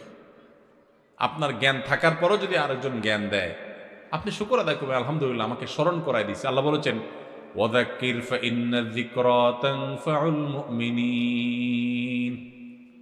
আর ইমানদারদেরকে জানা কথাটাও স্মরণ করাই দাও। নামাজ ফরজ সেও জানে, আবারও বলো, বললে তার লাভ হয়, তার বিবেক বিবেচনা বোধ জাগ্রত হয়। এই জন্য বারবার স্মরণ করাইতে আল্লাহ বলছেন। আপনি বলছেন জ্ঞান দিতে এসো না, তাহলে বোঝা গেল এটা কোনো ইমানদারের কথা না। কেউ যদি আপনাকে ভালো কাজের পথে আহ্বান করে, পারলে তার ডাকে সাড়া দিবেন, আর না পারলে চুপ থাকবেন, কিন্তু অহংকার করবেন না। অহংকারী কিন্তু হেদায়েত থেকে মাহরুম হয়, বঞ্চিত হয়। এই কপাল পোড়ারা সঠিক পথে আসতে পারে না। আমার মা 3 মাস আগে মারা যায়। রমজানে আমি মাদ্রাসা এতিমদের খাওয়াতে চাই, আপনার মতামত চাই। খুব ভালো কথা, আপনার মা মারা গেছেন, আপনি তার তরফ থেকে সবচেয়ে বেশি যেটা করবেন সেগুলো দোয়া। আমাদের বেশিরভাগ মানুষ মা বাপ মারা গেলে আমরা হুজুরদের খাওয়াই, এতিমদের খাওয়াই। খাওয়ানো ঠিক আছে, গরিব মানুষদেরকে, এতিমদেরকে আপনি খাওয়ান, দান করেন, এটা ঠিক আছে, মৃত ব্যক্তির তরফ থেকে দান করা যায়, করলে মৃত ব্যক্তির সওয়াব পাওয়া যায়। কিন্তু আপনি নিজে বেশি বেশি দোয়া করবেন। অনেকে নিজে দোয়া করে না, হুজুর ভাড়া করে টাকা দোয়ার জন্য। আপনার মৃত মায়ের জন্য দোয়া করে যদি কোনো হুজুর টাকা নেয় আর আপনি টাকা দেন, তাহলে হুজুরও গুনাহগার, আপনিও গুনাহগার। বুঝেন নাই কথা?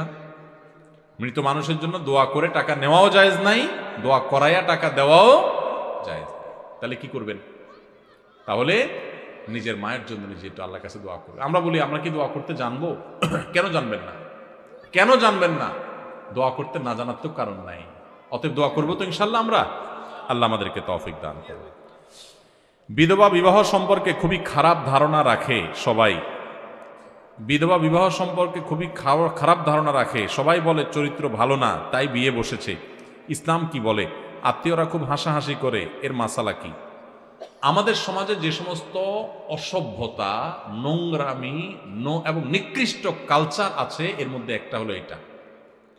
একজন নারী, তিনি যদি তার স্বামী হারা হন, হতে পারে স্বামীর সাথে বিচ্ছেদ হয়ে গেছে বা স্বামী মারা গেছে, তাহলে ইসলামের দৃষ্টিতে তিনি অন্যত্র বিবাহ বসার প্রয়োজন হলে বিবাহ করাটাই হলো উত্তম। এলাকাবাসীর কর্তব্য তার বিবাহের ব্যবস্থা করা। আমরা বিবাহের ব্যবস্থাতে করি না, উল্টা বরং ওই বেচারি ভদ্র মহিলাকে নানা কটু কথা আমরা শুনাই। একজন মানুষ তার চরিত্র হেফাজতের জন্য বিয়ে করলে সেটা কি ভালো না খারাপ? তো ভালো কাজ করার পর যদি আপনি একটা মন্দ কথা বলেন, তো মনে রাখবেন আল্লাহ সুবহানাহু ওয়া তাআলা কোরআনে বলেছেন তাহসাবুনাহু হাইয়িনা ওয়া হুয়া ইনদাল্লাহি আযীম। তোমরা কারোর চরিত্র সম্পর্কে একটা খারাপ কথা বলাটাকে সাধারণ কথা মনে করছো, আল্লাহর কাছে এটা অনেক বড় ব্যাপার, অনেক বিশাল বড় অপরাধের কথা। এজন্য কোনো বিধবা বিয়ে করতে চাইলে কখনো খবরদার খারাপ কথা বলবেন না। কোনো তালাকপ্রাপ্তা নারী, তালাকের মুখোমুখি হয়ে গেছেন, তাকে নিয়ে বাজে কথা বলবেন না, কারণ তার মনে অনেক ব্যথা। এমনি স্বামী মারা গেছে, এমনি বিচ্ছেদ হয়ে গেছে, কেউ বিচ্ছেদ চায় না, হয়ে গেছে, সেটা যে কারণেই হোক, তাকে আবার কষ্ট দিবেন না। একজনের ঘর পোড়ার মধ্যে আলো পোড়া দিতে যাবেন না, একজনের কষ্টকে লবণ দিয়ে কষ্ট বাড়াতে যাবেন না। এই জন্য কোনো মেয়ে যদি বিধবা বিয়ে করতে চায়, অ্যাপ্রিসিয়েট করবেন। উচিত সমাজের মানুষ তার বিয়ের ব্যবস্থা করা, কারণ দিন শেষে তিনি মানুষ, তার বিয়ের প্রয়োজন হতে পারে। একজন নারী শুধুমাত্র জৈবিক প্রয়োজনেই শুধু বিয়ে করতে হয় তা কিন্তু না। ভাইরা আমার, আমাদের এই সমাজ এত ভয়াবহ একটা অবস্থায় সমাজে বিরাজ করছে যে একজন বিধবা একা একা সমাজে চলা তার জন্য কঠিন হয়। তার একজন পুরুষ গার্ডিয়ানের দরকার হয়, চলাফেরা করতে অসুবিধা হয়, নানান লোকের কুদৃষ্টি পড়ে, তার জীবনযাত্রাটা কঠিন হয়। এই ভদ্র মহিলার বিয়ে করাটাই বরং উচিত। অতএব কোনো বিধবা মহিলা বিয়ে করলে যদি কেউ কটু কথা বলে, সে আল্লাহর জমিনের সবচেয়ে বড় পাপিষ্ঠ, সবচেয়ে বড় খারাপ মানুষগুলোর একটা। হোক তার মুখে মুখ ভর্তি দাড়ি, হোক সে অনেক বড় হাজী সাহেব, হোক সে অনেক বড় হুজুর, কিন্তু সে আল্লাহর খাতায় অনেক বড় ফাসেক, আল্লাহর কথায় সে একজন জালেম, আল্লাহর খাতায় সে একজন খারাপ মানুষ, নিকৃষ্ট মানুষ, কারণ একজন বিধবার অধিকার সে বঞ্চিত করছে। আমার দেশে মহিলারা স্বামী মারা গেলে একটা দুটা বাচ্চা হয়তো আছে বা বয়স অনেক কম, আর যা বিয়ে চাইলেও করতে পারে না। কত খারাপ বানিয়ে ফেলেছি আমরা সমাজটাকে। এই জন্য দৃষ্টিভঙ্গি বদলান। যে সমস্ত মেয়েরা বিধবা হয়েছে তাদের বিয়ে দিতে বরং সাহায্য করবেন, উৎসাহিত করবেন, তাদেরকে সাইদা বলবেন যে কোনো লজ্জার ব্যাপার নাই, আমরা তোমার নেতৃত্বে তোমার বিয়ের ব্যবস্থা করব, আমরা সবাই সহযোগিতা করব। তার বিয়ের জন্য উদ্যোগ নেবেন, চেষ্টা করবেন না ইনশাআল্লাহ। আমাদের এই সমাজের সমস্ত খারাপ বদ অভ্যাস, খারাপ স্বভাব, খারাপ কালচার, অপসংস্কৃতি, এগুলোকে মাটির নিচে দাপন করে সমাজটাকে সুন্দর করতে হবে আমাদের। ঠিক আছে না ইনশাআল্লাহ? আল্লাহ আমাদের তৌফিক দান করুন। বাবার সম্পত্তিতে মেয়েদের হক সম্পর্কে বলবেন, এ বিষয়ে আমি বিভিন্ন জায়গায় বলি, প্রায় বলার চেষ্টা করি। দেখুন, বাবার সম্পদে, মায়ের সম্পদে ছেলেদের যেরকম হক আছে, মেয়েদেরও কি আছে? হক আছে। কয়জন মানুষ বাবার সম্পদে বোনের হক দিয়ে দিছেন? বুকে হাত রেখে দাঁড়ায় বলতে পারবেন এরকম মায়ের পুত কয়জন আছে? খুব কম। মেয়েদের ঠকানোর জন্য আমরা সবাই সংকল্প করে ফেলছি।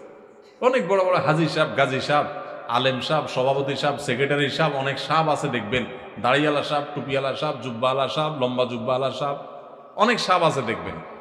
এই জায়গায় দেখবেন কবি নীরব, বোনের হক দেয় নাই। আমি বিভিন্ন জায়গায় জিজ্ঞাসা করি, আপনাদের এখানে আছেন কেউ? বেশিরভাগ ইয়াং যুবক, এখনো বাবা মা বেঁচে আছেন আলহামদুলিল্লাহ। তো যুবকদেরকে আমি বলতে চাই, আপনার বাবা মা যেদিন চোখ বন্ধ করে ফেলবেন, মারা যাবেন, বাবা মার সম্পদে পাই পাই করে হিসেব করে বোনদের হক বুঝায় দিবেন। বোনদের হক দেওয়ার মানে এই না যে তাদের সাথে সম্পর্ক শেষ হয়ে গেছে। ভাই বোনের সম্পর্ক আজীবন থাকবে, আপনিও যাবেন, সেও আসবে, কিন্তু বাপের সম্পদে তার হক, সন্তান হিসাবে, ছেলে হিসাবে আপনার যেরকম পাওনা আছে তারও কি আছে? পাওনা আছে। হক দিবেন তো ইনশাআল্লাহ? যদি বোনের হক ঠিক মতো না দেন, লম্বা লম্বা সেজদা দিয়ে নামাজ পড়েন, কপালে সিলমারের দাগ ফালায় দেন, ওয়াজ শুনতে শুনতে কাইত হয়ে চিত হয়ে পড়ে যান, লাভ হবে না। সাপ বলে দিলাম, লাভ হবে না। কিয়ামতের ময়দানে দাঁড়ায় থাকবেন, যেতে পারবেন না জান্নাত। এই বোন দাঁড়ায় থাকবে, এই বোন দাঁড়ায় যাবে সেদিন। দুনিয়াতে হয়তো বোন কিছু বলে না, চক্ষু লজ্জার কারণে বাপের ভাইয়ের হক চাইতে গেলে মানুষ খারাপ বলে, কিছু বলতে পারে না বেচারি। কিয়ামতের ময়দানে কিন্তু ভুল করবে না, দাঁড়ায় যাবে, আল্লাহ এ আমার ভাই আসামি, আমার বাবার সম্পদে আমার পাওনা বুঝায় দেয় না। এক চুলো ছাড়বে না সেদিন, কেউ কাউকে সেদিন। বাপ সন্তানকে ছাড়বে না, সন্তান বাপ মাকে ছাড়বে না, তাহলে ভাই বোন কিভাবে একে অন্যকে ছাড়বে? এই জন্য ভাইরা, দুনিয়া থাকতে যার যার পাওনা বুঝায় দেন, পাই পাই করে আল্লাহ তাআলা বুঝে নেবেন। আল্লাহ আমাদেরকে বুঝার তৌফিক দান করুন। এক বিধবাকে তার এক আত্মীয় অভিভাবক হয়ে বিয়ে দিয়েছে। কিছুদিন পর সে আত্মীয়ের সন্তান অসুস্থ হওয়ায় সে তার স্বামীকে দোষারোপ করে যে, তুই একজনের সংসার জোর করে বিয়ে দিছিস, তাই আমার বাচ্চার এই অবস্থা। তাই কি সত্যি অপরাধ করেছে? মানুষ যে কত কুসংস্কারে ডুবে আছে আমাদের দেশে, এসব প্রশ্ন না দেখলে বোঝার কোনো উপায় নাই। একটা ভালো কাজ করছে, করার পরে তার ছেলে অসুস্থ হয়েছে, এখন বলবে যে হ্যাঁ ওই ভালো কাজ করছি দেখে আমার অসুস্থ হয়েছে। কোনো মানে আছে? কত যে কুকথা মানুষ বলতে পারে। হাত চুলকালে বলে হাত চুলকেছে ডান হাত, তাহলে টাকা আসতেছে। আরে ভাই, ডান হাতের তালু চুলকালে যদি টাকা আসতো, তাহলে সূত্রা পাতা লাগায় লাগায় সারাদিন আমি চুলকাইতাম। বুঝেন নাই কথা? আরে ভাই, হাত চুলকাইছে, ডাক্তারের কাছে যান, অ্যালার্জির ওষুধ খান। কিন্তু যত সব আকুত কথা। একজন বিধবাকে বিয়ে দেওয়ার জন্য উদ্যোগ নিয়েছেন, ভালো কাজ করেছেন। এই জন্য কোনো বিপদ আসছে যে বিপদটা অন্য কোনো কারণে আসছে, এসব সম্পর্ক না, বরং আপনার ছেলে মারা যাইতো হয়তো, বা ওই বিধবার উপকার করার কারণে আল্লাহ তাআলা বাঁচায় রাখছে, শুধু ওষুধ দিচ্ছে। সেভাবে চিন্তা করতে পারেন না? শয়তানে শুধুমাত্র বাজেট আর কুকথাটা মনের মধ্যে আনে। আল্লাহ আমাদের বোঝার তৌফিক দান করুন। কারো যদি একটি বাড়ি ও 3টি ফ্ল্যাট থাকে, এক্ষেত্রে যাকাতের বিধান কি?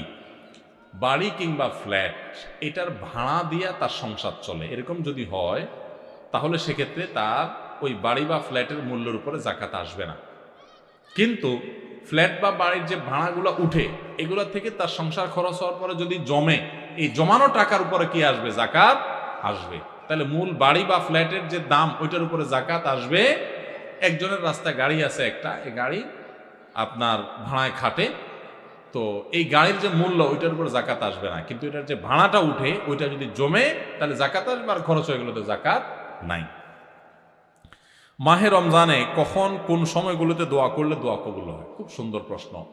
রমাদান মাসে একে তো সারাদিন রোজা রেখে পুরো দিনভর যে কোনো সময় দোয়া করলে দোয়া কবুল হয়। হাদিসে নবী সাল্লাল্লাহু আলাইহি সাল্লাম বলেছেন যে দুই ব্যক্তির দোয়া আল্লাহ তাআলা ফিরিয়ে দেন না। এর ভিতরে একজন হলো আস-সাইম হাত্তা ইফতির, রোজাদার ব্যক্তি ইফতারের আগ পর্যন্ত তার দোয়া কবুল হতে থাকে। সেই যে সাহারি করেছেন তখন থেকে ইফতার আগ পর্যন্ত আপনার দোয়া কবুল হয়। হাঁটতে চলতে ফিরতে আল্লাহর সাথে কথা বলেন, দোয়া করতে থাকেন, এটা একটা সময়। আর রমজান মাসে ইফতারের আগ মুহূর্তের সময়টা স্পেশালি দোয়া কবুল হয়। আর একটা সময় আছে ভোর রাত, এটা সারা বছরই দোয়া কবুলের সময়, কিন্তু রমজানে যেহেতু সুযোগটা বেশি আসে, সাহারি খাইতে আমরা উঠি, এই জন্য ভোর রাতে সাহারি খাইতে উঠলে একটু 2-5 মিনিট দোয়া করবেন। এটা দোয়া করার একটা দারুণ সময়। বেশিরভাগ মানুষ আমরা দোয়া করতে জানি না। আমরা দোয়ার কন্ট্রাক্টরই হুজুরদেরকে দিয়ে দিই, টাকা পয়সা দিয়ে দিই, হুজুর আপনি আল্লাহর সাথে বুঝায় নেন। আপনাকে যদি আমি সুযোগ দেই যে আপনি মাননীয় প্রধানমন্ত্রীর সাথে, প্রেসিডেন্টের সাথে সাক্ষাতের সুযোগ পাইলেন, আপনাকে ব্যবস্থা করে দেওয়া হলো, কেউ একজন সুযোগ করে দিছে আপনাকে যে হ্যাঁ আপনি ওনার সাথে সাক্ষাতের সুযোগ পাইছেন, আপনি চাইলে যাইতে পারেন, 10 মিনিট টাইম পাবেন, আপনার যা চাওয়ার চাইতে পারেন। কি বলেন? এটা শোনার পর সুযোগটা আপনি গ্রহণ করবেন নাকি বলবেন ভাই আমি তো আসলে অত সুন্দর করে চাইতে দিতে পারবো না, ঠিক আছে আপনি আমার পক্ষ থেকে চাই দিন, আপনার আমি টাকা দিয়ে দিলাম? করবেন? কোনো পাগলও করবেন না। করবে? আর এই চান্স মানুষ হারায় নাকি? যা বলবো প্রধানমন্ত্রী আমার বাড়ি দরকার, গাড়ি দরকার, অমুক আমার দিকে চাইছে, চোখগুলো তুলে ফেলান, হান করেন, তান করেন, যত ধান্দা আছে সব নিয়ে আমরা 15 মিনিটে হাজির করতাম, ঠিক না ঠিক? এই যদি হয় দুনিয়ার আল্লাহর একজন বান্দা, তার ব্যাপারে আপনার ধারণা, তো আল্লাহ রাব্বুল আলামিনের কাছে দোয়া করার সুযোগ আপনি পাইছেন। আপনি রমজানের রোজা অবস্থা দোয়া কবুল হয়, সাহারিতে দোয়া কবুল হয়, দোয়া কবুলের সময়গুলো পাইছেন। কত বড় কপাল পড়া হলে আপনি হুজুরের টাকা দেবেন, হুজুর 200 টাকা দিয়েছে আপনি দোয়া করে দেন। বুঝেন না আমার কথা? আল্লাহ আমাদেরকে দোয়ার গুরুত্ব বোঝার তৌফিক দান করেন। আমরা অনেকে দোয়া করি না কেন? আমরা মনে করি দোয়া করতে অনেক মায়ের পেজ দিয়া বলা লাগে বোধহয়, হুজুররা কি কি কয়, উর্দুতে, ফার্সিতে, আরবিতে কি কি গায়, এগুলো গায়া টাইয়া সুট টুট দিয়া দোয়া টোয়া করা লাগে আল্লাহর কাছে, নাহলে তো আল্লাহ শুনে না। আমি তো এগুলো পারি না, এই জন্য টাকা দিয়ে দিচ্ছি, হুজুর আপনি করে দেন। আসলে কি তাই? আল্লাহ কি এই সমস্ত মায়ের পেজ দেখে? আরে ভাই, যার মুখের ভাষা পর্যন্ত নাই, যে লোকটা বোবা, কিচ্ছু বলতে পারে না, ফেল ফেল করে শুধু চায়া থাকে, আল্লাহ তাআলা আলিমুম বিযাতি সুদূর, আল্লাহ অন্তরের ভাষা পর্যন্ত বুঝেন। কোনো মায়ের পেজ দরকার নাই, শুধু চোখের পানি ফেলে মনে মনে আল্লাহকে আপনার কথা বলেন, আল্লাহ সেটাই কবুল করবেন ইনশাআল্লাহ। দোয়া করবেন না ইনশাআল্লাহ? কোনো কার্পণ্য করবেন না। হুজুরদের কাছে দোয়া চান, হুজুরদেরকে দোয়া করায় টাকা দিতে হবে কেন? ছোট লোকই কেন? হুজুর মানুষ এমনি কিছু হাদিয়া দেন না, আবার দোয়ার কন্ট্রাক্টরে দিয়ে কেন দোয়া করাইতে হবে? আর নিজের দোয়া বেশিরভাগ ক্ষেত্রে নিজেই করার চেষ্টা করব, ঠিক আছে না ইনশাআল্লাহ? তারাবির নামাজের নিয়ত, দোয়া ও মুনাজাতের দোয়া কোনটা এবং কিভাবে পড়ব? তারাবির নামাজের আলাদা নিয়ত, নাওয়াইতু আন কি জানি উসাল্লি লিল্লাহি, আমার জানা নাই আসলে, কোরআন হাদিসে পাই নাই, তো এগুলো তো আপনাদের তো শুনছি। আচ্ছা, আরেকটা কি? তারাবির দোয়া মুনাজাত। তারাবির দোয়া ওই যে 4 রাকাত পর পর কি পড়ে? সুবহানাজিল মুলকি ওয়াল মালাকুতি, আমি এর দূরই পারি শুধু। এরপরে কি আছে? আচ্ছা, কি কি জানি আছে। তো এগুলো আসলে কোনো কোরআন হাদিসে নাই, যেহেতু কোরআন হাদিসে নাই সেজন্য আমি পাই নাই, কোরআন হাদিস থাকলে তো পাইতাম। বুঝতে পারছি কথা? আমরা একসময় দেখছি যে ইয়াং পোলাপান তারাবি পড়তে যায় না। কিরে বাবা তারাবি পড়তে যাস না কেন? বলে হুজুর এখনো তারাবির দোয়া মুখস্থ হয়নি। বুঝতে পারছেন? তো তারাবির নামাজের জন্য 4 রাকাত পর পর দোয়া পড়া, এটা তারাবির সাথে এর কোনো সম্পর্ক নাই, দোয়া পড়ার কোনো প্রয়োজন নাই। 4 রাকাত পর একটু অবসর দেয় ইমাম সাহেব, এটা রেস্ট। আপনি এটা একটু পানি খাবেন, দরকার একটু হাত পা এদিক সেদিক করবেন, একটু রেস্ট করবেন, একটু শরীরটা এলায়া বসবেন, দরকার একটু পেশা বজু করে চলে আসবেন। এটা হলো রেস্টের সময়। তারাবি মানে হলো আরাম করে করে পড়া, 4 রাকাত পর রেস্ট দেওয়া। ওই মধ্যপ্রাচ্যের লোকরা, মিডিল ইস্টের লোকেরা আছে, আমাদের দেশেও কোনো কোনো মসজিদ দেখা যায় 4 রাকাত পর পর একটু খেজুর, একটু পানি, একটু চা, একটু খায় মানুষ। তো এটা তো রেস্টের সময়, আপনি রেস্ট না করে কি করতেছেন? ইমাম সাহেব এতক্ষণ পড়ছে, হাফেজ সাহেব দুমায়া টানছে, আপনি তো এতক্ষণ শুনছেন বসে, কোনো ডিউটি ছিল না। এখন 4 রাকাত পর বরং আপনি আরো ডিউটি শুরু করে দিচ্ছেন, সুবহানাজিল মুলকি ওয়াল মালাকুত। তাহলে রেস্ট হলো না রেস্ট উল্টাটা হইলো? এগুলার কোনো প্রয়োজন নাই, এগুলো কোরআন হাদিসে নাই। কোরআন হাদিসে যেটুকু আছে সেটুকু আপনি তারাবির নামাজে তেলাওয়াত সুন্দর করে মনোযোগ দিয়ে শুনবেন, নামাজ সুন্দর করে পড়বেন, বাস শেষ। এর বাইরে আলাদা কোনো নিয়ত বা দোয়ার প্রয়োজন নাই। মহিলারা কি ইতিকাফ করতে পারবে? যদি পারে তাহলে কোথায় ও কিভাবে করা উত্তম, নিয়ম জানলে উপকৃত হবে। মেয়েরাও ইতিকাফ করতে পারবে। মেয়েদের ইতিকাফ হানাফি মাযহাব অনুপাতে বাসার এক কোণে নিভৃতে কোনো একটা কক্ষে তিনি বসে বাদবন্দি করবেন শেষ দশক। একান্ত প্রয়োজন না হলে সে বাসা থেকে সে রুম থেকে বের হবেন না।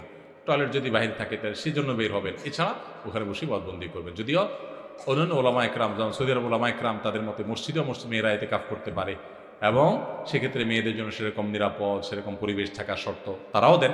তো এটা নিয়ে ওলামাদের মধ্যে দুই রকমের মত আছে। সোমবার, বৃহস্পতিবার, শুক্রবার মৃত্যু হলে কি সৌভাগ্যবান? সোমবার আর বৃহস্পতিবার মারা গেলে সৌভাগ্যবান হওয়ার কথা কোরআন হাদিসে কোথাও নাই। তবে জুমার দিন কেউ যদি মারা যায়, শুক্রবারে যদি কেউ মারা যায়, তাহলে সেক্ষেত্রে হাদিসের বর্ণনা মতে ওই ব্যক্তির কবরের আযাব, কবরের প্রশ্নোত্তর থেকে সে নিরাপদে থাকে, কবরের ফিতনা থেকে সে নিরাপদে থাকে। কবরের ফিতনা থেকে আল্লাহ তাকে বাঁচায় রাখেন জুমাবারে কারো মৃত্যু হলে। এটা তো আর কারোর হাতে না কোন দিন কে মারা যাবে, অতএব এটা ভাগ্যের ব্যাপার, এটা খুশনসিবের ব্যাপার। যদি কেউ এই দিনে মারা যায় তাহলে এই সৌভাগ্যের অধিকারী সে হবে। আবার এইবারে মারা গেলেই যে সে জান্নাতি এরকম কোনো গ্যারান্টি দেওয়ারও কোনো সুযোগ, কারণ শুক্রবারে বহুত আল্লাহর প্রতি অবিশ্বাসী কাফেরেরও মৃত্যু হয়, বহুত ফাসিকেরও মৃত্যু হয়। আবার শুক্রবার ছাড়া অন্যদিন মারা গেলে লোকটা খারাপ সেরকম যোগ বিয়োগ কষবেন না। আমরা তো বাঙালি খুব সহজে যোগ বিয়োগ কষার ওস্তাদ, বুঝেন নাই? এটা দেখে আপনি যোগ বিয়োগ করতে যাবেন না। একজন নেককার মানুষের মৃত্যু শনি রোববারেও হতে পারে। আমাদের প্রিয় নবী সাল্লাল্লাহু আলাইহি সাল্লামের মৃত্যু কিন্তু শুক্রবারে হয় নাই। অতএব কেউ শুক্রবারে মরণে দেখে আরে এই লোকটা খারাপ আর শুক্রবার মরছে দেখে একেবারে জান্নাতের সার্টিফিকেট দিয়ে দিবেন, এই গ্যারান্টি নাই। তবে হ্যাঁ, এটা ঠিক যে হাদিসের আলোকে শুক্রবারে মৃত্যুবরণ হলে তার কবরের ফিতনা থেকে মুক্ত থাকার কথা আছে। স্ত্রী স্বর্ণের যাকাত কে দিবে? যদি স্ত্রী মালিক হয় কিন্তু স্ত্রীর ইনকাম না থাকে তাহলে কি হবে? স্বর্ণ বিয়েতে কিংবা বিভিন্ন উপহারের মাধ্যমে পেয়েছে, স্ত্রীর স্বর্ণ গহনার মালিক কে? আগে সেটার উত্তর দেন। বইয়ের স্বর্ণের মালিক কে? কে বলতেছে? স্বামী? চাচা আপনি? আপনি চাচির সারা জীবন স্বর্ণ দিয়ে এই কাম করছেন? লা হাওলা ওয়ালা কুওয়াতা ইল্লা বিল্লাহ। এটা একটা কাজ করলেন চাচা?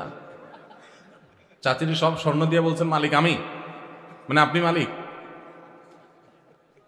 চাচি যদি এটা শুনে ভাত তো আর জুটবে না কপালে বাবা। আচ্ছা আপনারা বলেন, বউয়ের স্বর্ণের মালিক কে? বউ নিজে? বুঝে উত্তর দিছেন? যারা বিয়ে করছেন, যাদের বউ আছে, এবার একটু মিলান, দাবির সাথে বাস্তবতায় মিলান। আপনারাই দাবি করছেন যে বউর স্বর্ণের মালিক সে, ঠিক আছে। এবার আমার উত্তর দেন, বউ যদি কালকে স্বর্ণ দোকানে যায়া তার স্বর্ণগুলা বিক্রি করে বলে আমি কটকটি খাবো, আপনি কিছু বলবেন না বলবেন না?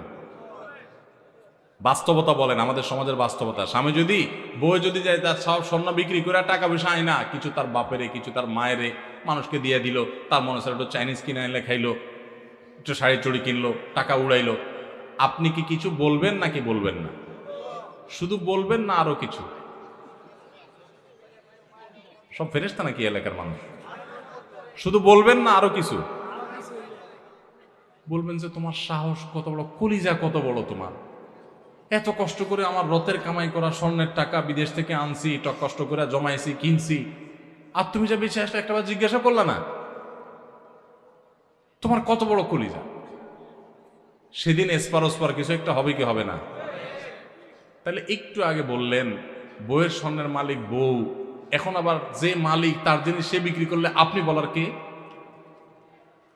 কথা কি বুঝছেন না বুঝেন নাই? আমাদের দেশে স্বামী স্ত্রীর পারস্পরিক টাকা পয়সা স্বর্ণ গহনা এগুলোর ক্ষেত্রে বড় ধরনের একটা ঘাপলা আছে। ঘাপলা ঘাপলা ঘাপলা বুঝেন? একটা গোজামিল আছে, গোজামিল। এই যে জাকাতের প্রশ্ন আসছে, আমি জানি গোজামিলটা কেন আছে। বউয়ের স্বর্ণ এটার মালিক কে জিজ্ঞেস করলে আপনারা নারায় তাকবীর বলেন যে হ্যাঁ বউ মালিক, আবার বেচতে গেলে আপনি বাধা দেন। আবার বিদেশ যাওয়ার সময় বলেন যে স্বর্ণগুলো দাও বেচে দিই, কত স্বর্ণ হয়ে যাবে। তো সেই মালিক হলে আপনি নেওয়ার কে?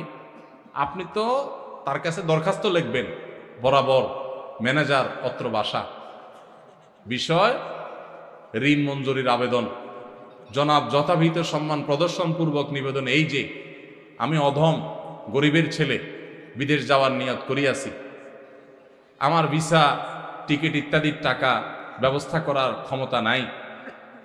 মহান আল্লাহ আপনাকে যে স্বর্ণ গহনার মালিক বানিয়েছেন, অনুগ্রহ করে সেখান থেকে কিছু স্বর্ণ বিক্রি করে আমাকে ধার দেওয়ার বিনীত অনুরোধ জানাচ্ছি। আমি যথাসময়ে আপনার ঋণ পরিশোধ করিব।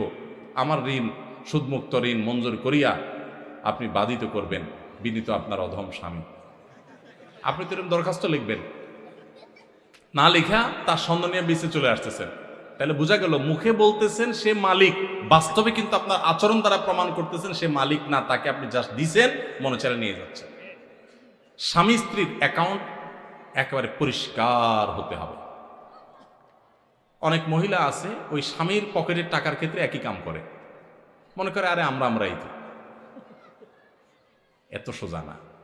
স্বামীর পকেট থেকে টাকা নেবেন, স্বামীর পারমিশন লাগবে, এটা তার, আপনার স্বর্ণ আপনার, তার টাকা তার। আমরা এই সমস্ত কথা উঠাইলে, স্বামী স্ত্রী যদি এই সমস্ত কথা উঠায়, স্ত্রীরাও বোকা কিসিমের, তারাও বুঝতে চায় না, বলে তুমি কি আলাদা করে দিচ্ছ আমাকে? এটা কোনো কথা? এগুলো আমার স্বর্ণ, আমি যা ইচ্ছা তা করবো, ওইগুলো তোমার টাকা, তুমি যে এত এত দূর দূর করলে কি স্বামী স্ত্রী থাকা যায় নাকি একসাথে? বাঙালি আমরা অতি ভালো সাজি, অতি ভালো সাজি, এরপর যখন বেজাল লাগে এবার টানাটানি শুরু হয়। ইসলাম বলে এই সমস্ত অতি ভালো সাজার সুযোগ, প্রত্যেকের অ্যাকাউন্ট তার তারটা, যার যারটা তার তার কাছে। বুঝেন নাই কথা? স্বামীকে আপনি মোহরের টাকা দিয়েছেন, এটা তার, তিনি যা ইচ্ছা তা করবেন।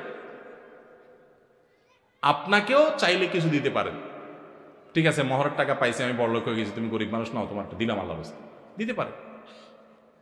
তো স্ত্রীদের স্বর্ণের জাকাত তারা দিবে যদি তারা মালিক হয়, আর যদি আপনি তারা ব্যবহার করতে দেন। অনেক বিদেশি প্রবাসী লোক আছে, বিদেশ থেকে স্বর্ণটন্ন পাঠায়, বউরে দেয়। আসলে বউরে দেয় হলো ব্যবহার করার জন্য। বউরে কি দেয়? মালিক বানায় দেয় না। মালিক কিন্তু সে, মতলব খারাপ, বেঁচে ফেলবে, এই জন্য বউর কাছে দেয় শুধুমাত্র। তাহলে এক্ষেত্রে জাকাত স্বামী দিবে যদি মালিক স্ত্রীকে না বানায়। ক্লিয়ার যদি বলে দেয় এটা তোমাকে মানা দিছে, তুমি মালিক। অবশ্যই সে যদি এটাকে যত্রতত্র বিক্রি করে টাকা পয়সা নষ্ট করে, যেমনি সেমনে খরচ করে, স্বামী হিসাবে অবশ্যই তিনি তাকে পরামর্শ দিবেন। সেটা হবে হিতাকাঙ্ক্ষী সুলভ, সেটা খবরদারি সুলভ না যে তুমি এটা কাজ করলা, যেন তেনভাবে করে ফেলছো, তোমারই তো জিনিস, তোমারই কাজে লাগতো, আর একটু ভালো কাজে লাগাইতা, আরো দাম বাড়তো তখন দাম পাইতা, আমার একটু জিজ্ঞেস করতা কোথায় একটু বেশি ভালো দাম পাওয়া যায়, ইত্যাদি ইত্যাদি। হিতাকাঙ্ক্ষী সুলভ আপনি সেখানে কথা বলতে পারেন, সেটা না করে আপনি করেন কি খবরদারি সুলভ। ঠিক না বেঠিক? এগুলো করা যাবে না। তাহলে স্ত্রীর গহনা জাকাত স্ত্রী দিবে। এখন প্রশ্ন হলো স্ত্রীর গহনা জাকাত যে দিবে, বেচারি টাকা পাবে কই? উত্তর হলো মোহর দেন নাই নিশ্চয়ই। মোহর যদি দিতেন তাহলে মোহরের টাকা থেকে রেখা রেখা সে খরচ করতো, জাকাত দিতে পারতো। আবার মাসে মাসে বউরে একটু হাত খরচের টাকা তো দিবেন, সেটা থেকে সে দিতে পারে। আবার যদি সে তার ওই স্বর্ণ থেকে কিছু অংশ বিক্রি করে জাকাত দেয়, সে সুযোগও আছে। আবার স্বামী যদি তার জাকাতটা দিয়ে দিতে চায়, সে সুযোগও আছে। তবে তাকে বলতে হবে যে তোমার স্বর্ণের জাকাত আমি দিয়ে দিলাম, নিয়ত করে নিবে, সে জাকাত আদায় হয়ে যাবে। এরপর প্রশ্ন হলো, আমি আরবি পড়তে পারি না, কিন্তু আমি কোরআন পড়ি উচ্চারণ সহ, এভাবে কি পড়া যাবে? কোনো সমস্যা হবে কিনা? আরবির উচ্চারণ দেখে, কোরআনের আরবি আয়াতের নিচে বাংলা উচ্চারণ দেখে বা ইংরেজি উচ্চারণ দেখে বা পৃথিবীর কোনো ভাষার উচ্চারণ দেখে পড়া জায়েজ নাই। এ ব্যাপারে কোনো আলেমের দ্বিমত নাই। হয় নিজে পুরো আরবিটা সরাসরি পড়ার চেষ্টা করবেন, না হলে শিখবেন, আর না হলে শুনবেন মনোযোগ দিয়া। কিন্তু কোনো ভাষার উচ্চারণ দিয়ে আপনার কোনো ভাষার প্রপার উচ্চারণ করা সম্ভব হয় না, বিকৃতি ঘটে। আল্লাহর কালাম তেলাওয়াত করতে যায় উল্টাপাল্টা হয়ে যাবে, কারণ আরবি বর্ণগুলার সবগুলোর আপনার প্রতিবর্ণ বাংলায় নাই। হা এটা বোঝানোর জন্য বাংলায় কোনো অক্ষর না, বাংলার সবকিছু ছোট হার জন্য হ, বড় হার জন্য হ। তো আপনি হা কিভাবে বলবেন? এভাবে আরো এর চেয়ে আরো বড় বড় বিকৃতি হয়ে যেতে পারে, একটু টান এদিক সেদিক হয়ে গেলে। আমি ছোট একটা উপমা দেই। ধরুন আমরা বলি ভাবি বা ভাবা। ভাবা এটা মানে চিন্তা করা, আর বাবা মানে পিতা। জাস্ট একটু বটাকে একটু চাপ দিয়ে বললাম ভাবা, তাহলে তার অর্থ কি? চিন্তা করা। আর ভটাকে চাপ না দিয়া নর্মাল ব করে বললাম বাবা, তার অর্থ কি হবে? একটু এদিক সেদিক করার কারণে অর্থ পরিবর্তন হয়ে গেছে না? আরবি তো এরকম। তো আপনার বাংলার অক্ষর দিয়ে যদি আপনি উচ্চারণ করেন তাহলে সেটা দেখা যাবে এরকম অনেক কিছু পরিবর্তন হয়ে গেছে, কারণ বাংলায় তো সব অক্ষর নাই ওইটার অনুরূপ।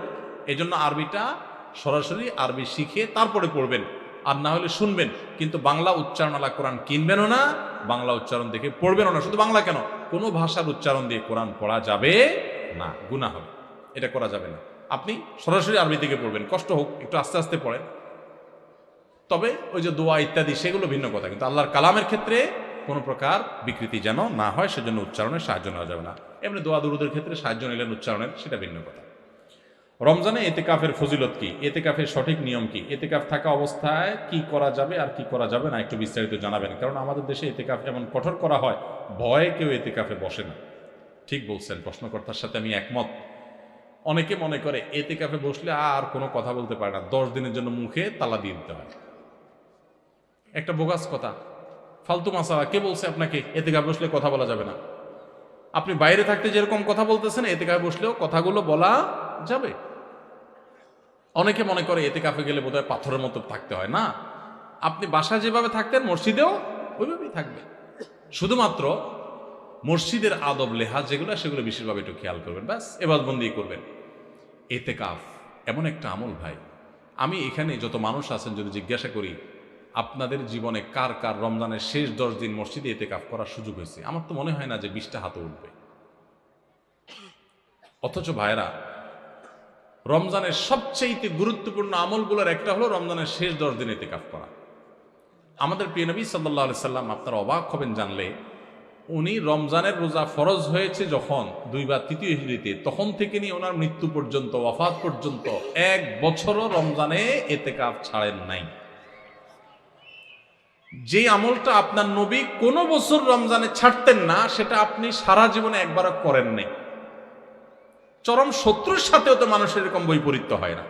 সেখানে নবীর উম্মত হয়ে যে আমল আপনার নবী জীবনে কোনোদিন ছাড়েন নাই, সেটা আপনি জীবনে কোনোদিন করেন নাই। কত বড় কপাল পড়া ভাইরা আমার। ইতিকাফটা কি জানেন? কারোর বাড়িতে কারোর পায়ে জড়ায় ধরে আমরা পড়ে থাকি না? অনেক সময় দেখা যায় না, কিছু গরিব মানুষ, কিছু ফকির ভিক্ষুক দেখা যায় পাও জড়ায় ধরে সাহায্য দিয়ে যান, তখন না দিয়ে পারে মানুষ। কারোর দরজার সামনে যায় বসে গেলেন, ভাই যেভাবে হোক দেন। এতেকাফটা হলো অনেকটা এরকম, আপনি কাপড় গাটি বোসকা নিয়ে, কাপড় চোপড় নিয়ে, কাঁথা বালিশ নিয়ে আপনি আল্লাহর ঘরে যেয়ে চলে গেলেন, আল্লাহ মাফ করা ছাড়া আমি আসবো না। এতেকাফে যদি কেউ থাকে শেষ 10 দিন, এতেকাফকারী ব্যক্তি মসজিদে যদি শুয়েও থাকে সে লাইলাতুল কদর পায়। কারণ এতেকাফ করাটাই একটা ইবাদত। সে মসজিদে এতেকাফে আছে মানে হলো সে ইবাদতেই আছে। বুঝেন নাই কথা ভাইরা আমার? এই জন্য রমজানের শেষ 10 দিন ইতিকাফের নিয়ত করেন। যুবকরা আরো বেশি নিয়ত করেন।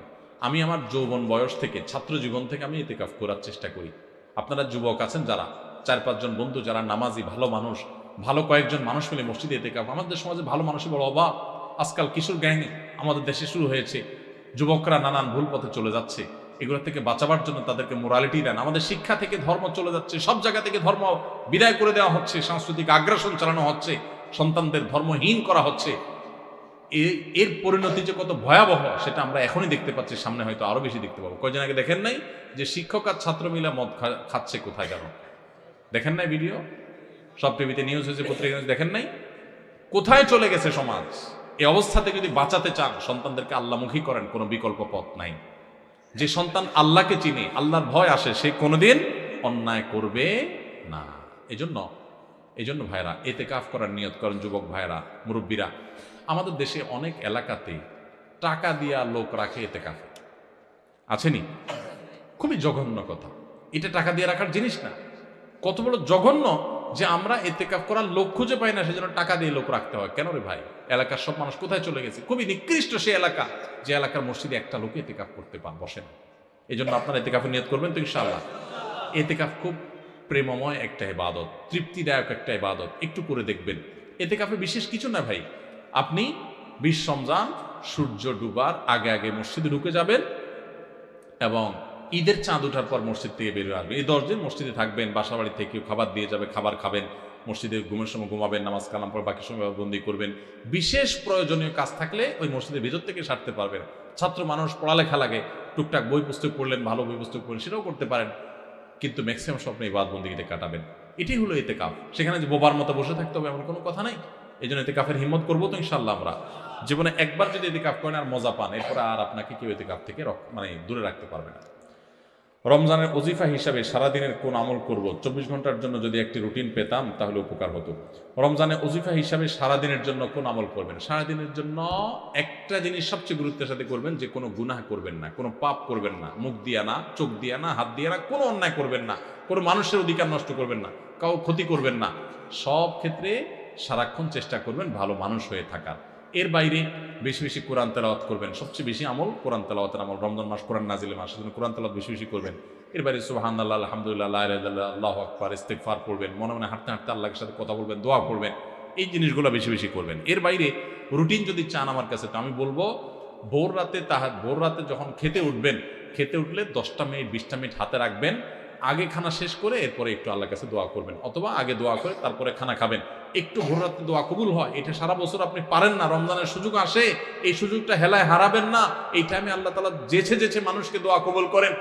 আমি এর আগে বিভিন্ন জায়গায় বলেছি, বাংলাদেশের একটা প্রসিদ্ধ এবং প্রথম সারির একটা বিজনেস প্রতিষ্ঠানের এক ভাই, তিনি আমাকে তার অফিসে দেখা হওয়ার পর কিছুদিন আগে, আজকেও তাদের অফিসে আমি গিয়েছি একটা কাজে, তো আমাকে দেখা হওয়ার পর বলছে, ভাই একটু আসেন। ওনার অফিসে উনি বসালেন, চা খাওয়ালেন, এরপরে বললেন যে ভাই আপনার একটা আলোচনা থেকে আমার জীবন পরিবর্তন হয়ে গেছে। আমি বললাম কি? আমি বলছি কোনো ভালো কাজ শুরু করছে? উনি বললেন না ভাই, কাহিনী ভিন্ন। কাহিনী হলো, আমার এমন এক রোগ হয়েছে, এই রোগের জন্য দেশের সকল ট্রিটমেন্ট তো আমি নিলামই, দেশের বাইরেও বহু ট্রিটমেন্ট করেছি, কিন্তু কোনোভাবে আমার রোগ ভালো হয় নাই এবং আমার ট্রিটমেন্ট হয় নাই। আমি জীবনের আশা ছেড়ে দিছি। এরকম ভয়াবহ পরিস্থিতিতে আমার কোম্পানির থেকে চাকরিও নাই, কারণ আমি কাজ করতে পারি না, অসুস্থ। তো আমি গ্রামে চলে গেছি মরার অপেক্ষা, যে এখন আর বাঁচার কোনো সুযোগ নেই। ডাক্তার বলছে যে শেখ দিন চা খাইতে চান খান, আর কোনো ট্রিটমেন্ট নেই। বলেন যে আমি গ্রামে চলে গেছি, আশা ছেড়ে দিছি, অনেক কষ্ট যন্ত্রণা রোগের কারণে, মারা যাব এরকম একটা অবস্থা। হঠাৎ করে আপনার একটা ভিডিও দেখলাম, ভোর রাতে তাহাজ্জুদের সময়ের দোয়া আল্লাহ ফিরিয়ে দেন না। তখন আল্লাহর কাছে চাওয়া শুরু করলাম, প্রতিদিন ভোর রাতে উঠে কান্নাকাটি, দোয়া, মোনাজাত, খুব চোখের পানি ফেলা। আল্লাহ সবাই যেটা পারে না তুমি সেটা পারো, দোয়া করতে শুরু করলাম। উনি বলেন হঠাৎ করে একদিন তাহাজ্জুদের সময় উঠে খুব দোয়া কান্নাকাটি করলাম, খুব সিজদা করলাম, খুব চোখের পানি ফেললাম আল্লাহর কাছে, চিৎকার করে বাচ্চা পোলার মতো কাঁদলাম। বলেন যে হুজুর বিশ্বাস করবেন, ওই দিন তাহাজ্জুদ পড়ে শেষ করার পর থেকে আমার শরীর থেকে সমস্ত রোগ উধাও হয়ে চলে গেছে। আজকেও তার সাথে দেখা করে আসছে, ইন্টারেস্টিং বিষয়, আজকেও ওই লোকের সাথে আমি দেখা করে আসছি, একটা কাজে গেছিলাম তার অফিসে। আজকেও ওই ভাইটা আমাকে বললেন যে ভাই, এরপর আমি শুধু সুস্থ হয়েছি তা না, আমি আমার কোম্পানিতে আবার ফিরে আসছি, আগে যে ডিউটি ছিল আমার প্রমোশন হয়ে ডিউটি আমার আরো বাড়ছে, এবং আমার কোম্পানির চেয়ারম্যান সহ সবাই আমাকে আরো বেশি আস্থা রাখে। ওনার সামনে থাকা পিয়ন অন্যান্য লোকদেরকে আমার সামনে ডেকে বলতেছে, এই তোমরা বলো, আমি আগে যে বদমেজাজি দেখাইতাম, আছাড় পিছাড় করতাম, রাগ জাহির করতাম, আমার এগুলো আছে এখন? বলে না স্যার, এগুলো কিচ্ছু নাই এখন। শুধু সুস্থ হয়েছে না, আজীবন আমল পরিবর্তন হয়ে গেছে। ভাইরা আমার, এই ভোর রাতের দোয়া বড় গুরুত্বপূর্ণ। রমজানে কিন্তু সেই সুযোগটা আসে, এজন্য সাহারি করতে উঠলে একটু দোয়া করবেন, ঠিক আছে তো ইনশাআল্লাহ। এরপরে ফজর নামাজ পড়ে পারলে একটু তেলাওয়াত করে ইশাক করে তারপরে দরকার হলে ঘুমাবেন, আর দরকার না হলে নাই। এবং ডিউটিতে যখন যাবেন, ডিউটিতে কোনো ফাঁকি দিবেন না, পথে কারোর ক্ষতি করবেন না, কাউকে খারাপ কথা বলবেন না, আজে বাজে জিনিস মোবাইলে দেখবেন না, হারাম থেকে বেঁচে থাকবেন। জোহরের ওয়াক্ত হলে টাইম মতো নামাজ পড়বেন, আবার আসর ওয়াক্ত হলে টাইম মতো নামাজ পড়বেন। বাসায় এসে স্ত্রীর সাথে ইফতার বানানোতে সাহায্য করবেন, শুধু মুসে তাও দিয়ে বসে থাকবেন না যে আনবে আর বসে বসে খাবো। একটু কাজ কাম করবেন। নবী সাল্লাল্লাহু আলাইহি ওয়াসাল্লাম মেয়েদের কাজে সহযোগিতা করতেন। এরপরে আগেভাগে ইফতারের আগে একটু দোয়া করবেন। ইফতারের পরে সকাল সন্ধ্যার দোয়া দুরুদ ইত্যাদি পড়ে তারাবিতে চলে যাবেন। তারাবিতে সুন্দর করে মনোযোগ দিয়ে কোরআন তেলাওয়াত শুনবেন। তারাবিতে কি পড়েন, হাফেজ সাহেব কি পড়েন, সেটা তো আপনি শুনেন, বুঝেন না। এই জন্য একটা বই আমি লিখেছি এবছর, নতুন আমাদের বের হয়েছে, তারাবির সালাতে কোরআনের বার্তা। একটু দেখে নিতে পারেন যাওয়ার আগ দিয়া, যে আজকের তারাবিতে হাফেজ সাহেবরা যে পারা পড়বেন সে পারাতে আল্লাহ কি বলছেন। 3-4 পৃষ্ঠা এখানে দেওয়া আছে, দেখে নিলে আপনার তারাবিতে আপনি আলাদা একটা তৃপ্তি পাবেন। এরপর তারাবি পড়ে এসে যত দ্রুততার সাথে সম্ভব শুয়ে পড়েন, কারণ ভোর রাতে আপনাকে উঠতে হবে। এভাবে আপনি পুরো রমজান মাস গুনাহমুক্ত থাকার চেষ্টা করেন, হারামমুক্ত থাকার চেষ্টা করেন। অন্য আমল করতে পারেন না পারেন, এটা হবে সবচেয়ে বড় সার্থকতা ইনশাআল্লাহ। আমি একজনকে টাকা ধার দিয়েছি, প্রায় 3-4 বছর হয়ে গেছে, দিতে পারছে না, প্রায় 10 থেকে 12 লক্ষ টাকা। এখন কি আমার সেই টাকার যাকাত দিতে হবে? টাকাটা কর্জে হাসানা হিসেবে দেয়া মানে সুদমুক্ত? যদি আপনি কাউকে টাকা ধার দেন, সেই টাকা যদি সে আর না দেয় এবং দেওয়ার কোনো সম্ভাবনাও না থাকে, তাহলে ওই টাকার জাকাত দিতে হবে না, কারণ সেই টাকা দিচ্ছেই না এবং একরকম টাকার আশা ছেড়ে দিয়েছেন আপনি, তাহলে ওই টাকার জাকাত দিতে হবে না। যদি কোনো কালে আপনি পান, তাহলে সেক্ষেত্রে আপনাকে কি করতে হবে? জাকাত দিতে হবে, আর না পেলে নেই। কিছুদিন আগে আমরা বেশ কয়েকজন জানাজার সালাতের উদ্দেশ্যে সফরে বের হই। জানাজায় উপস্থিত হওয়ার পর দেখতে পাই 10 মিনিট আগে জামাত শেষ হয়ে গেছে। এমত অবস্থায় উক্ত ওয়াক্তের সালাত আদায় করে তারপর জানাজায় শরীক হতে হবে, নাকি জানাজা পড়ার পর ফরজ সালাত আদায় করা যাবে? আগে ফরজ সালাত আদায় করে পরে জানাজার আদায়ের বিষয়টি কি উত্তম না অনুত্তম, ব্যাপারে কি জায়েজ না জায়েজ বলতে চাই। ভাই, ফরজ নামাজ সময় হলে আগে ফরজ নামাজ পড়তে হবে, তারপরে জানাজা নামাজ পড়তে হবে। ভাই, অনেকগুলো প্রশ্ন উত্তর আমরা দিয়েছি আলহামদুলিল্লাহ। অনেক রাতও হয়ে গেছে। আজকে এই মাহফিল আমরা বাইতুল ফালাহ মাদ্রাসাটা বাংলায় বুঝায় বলতে পারবেন এরকম কোনো মাদ্রাসার ছাত্র আলেম তারা ছাড়া যদি আয়াতটা বুঝায় বলতে পারেন কেউ, তাহলে হাত তোলেন। ওই যে যুবক আগে হাত তুলছে, হ্যাঁ, তাও বলো ভাই।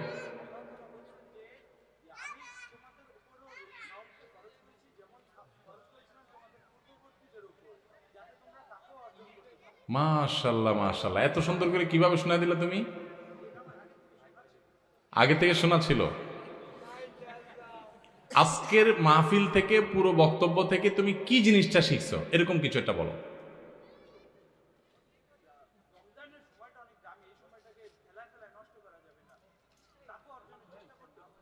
তাকওয়া অর্জনের চেষ্টা করব কিভাবে? আমরা সকল পাপ কাজ বর্জন করার মাধ্যমে। আমরা পুরো আলোচনা জুড়ে সেটাই বুঝিয়েছি, উত্তর সঠিক, যে তাকওয়া অর্জন করার মাধ্যমে আমি সকল পাপাচার, সকল অন্যায় কাজ ছেড়ে দেব। এটাই হলো রমজানের শিক্ষা, সিয়ামের শিক্ষা। তাহলে আমাদের সিয়াম বা রোজা সার্থক হবে। চলে আসো, তোমার পুরস্কার নিশ্চিত ইনশাআল্লাহ। এরপরের প্রশ্ন আমি বলি, সে আস্তে আস্তে আমি অন্য প্রশ্নে চলে যাই। আমরা আমাদের প্রশ্নোত্তর সেশনে এতেকাফ সম্পর্কে বলেছি। এতেকাফের গুরুত্ব বুঝাতে গিয়ে আমি নবী সাল্লাল্লাহু আলাইহি সাল্লামের যে অভ্যাস এবং হাদিস বলেছি, সেটা কেউ বলতে পারলে এতেকাফের গুরুত্বের উপরে, এ ভাই আগে হাত তুলছে, দাঁড়ান। হ্যাঁ,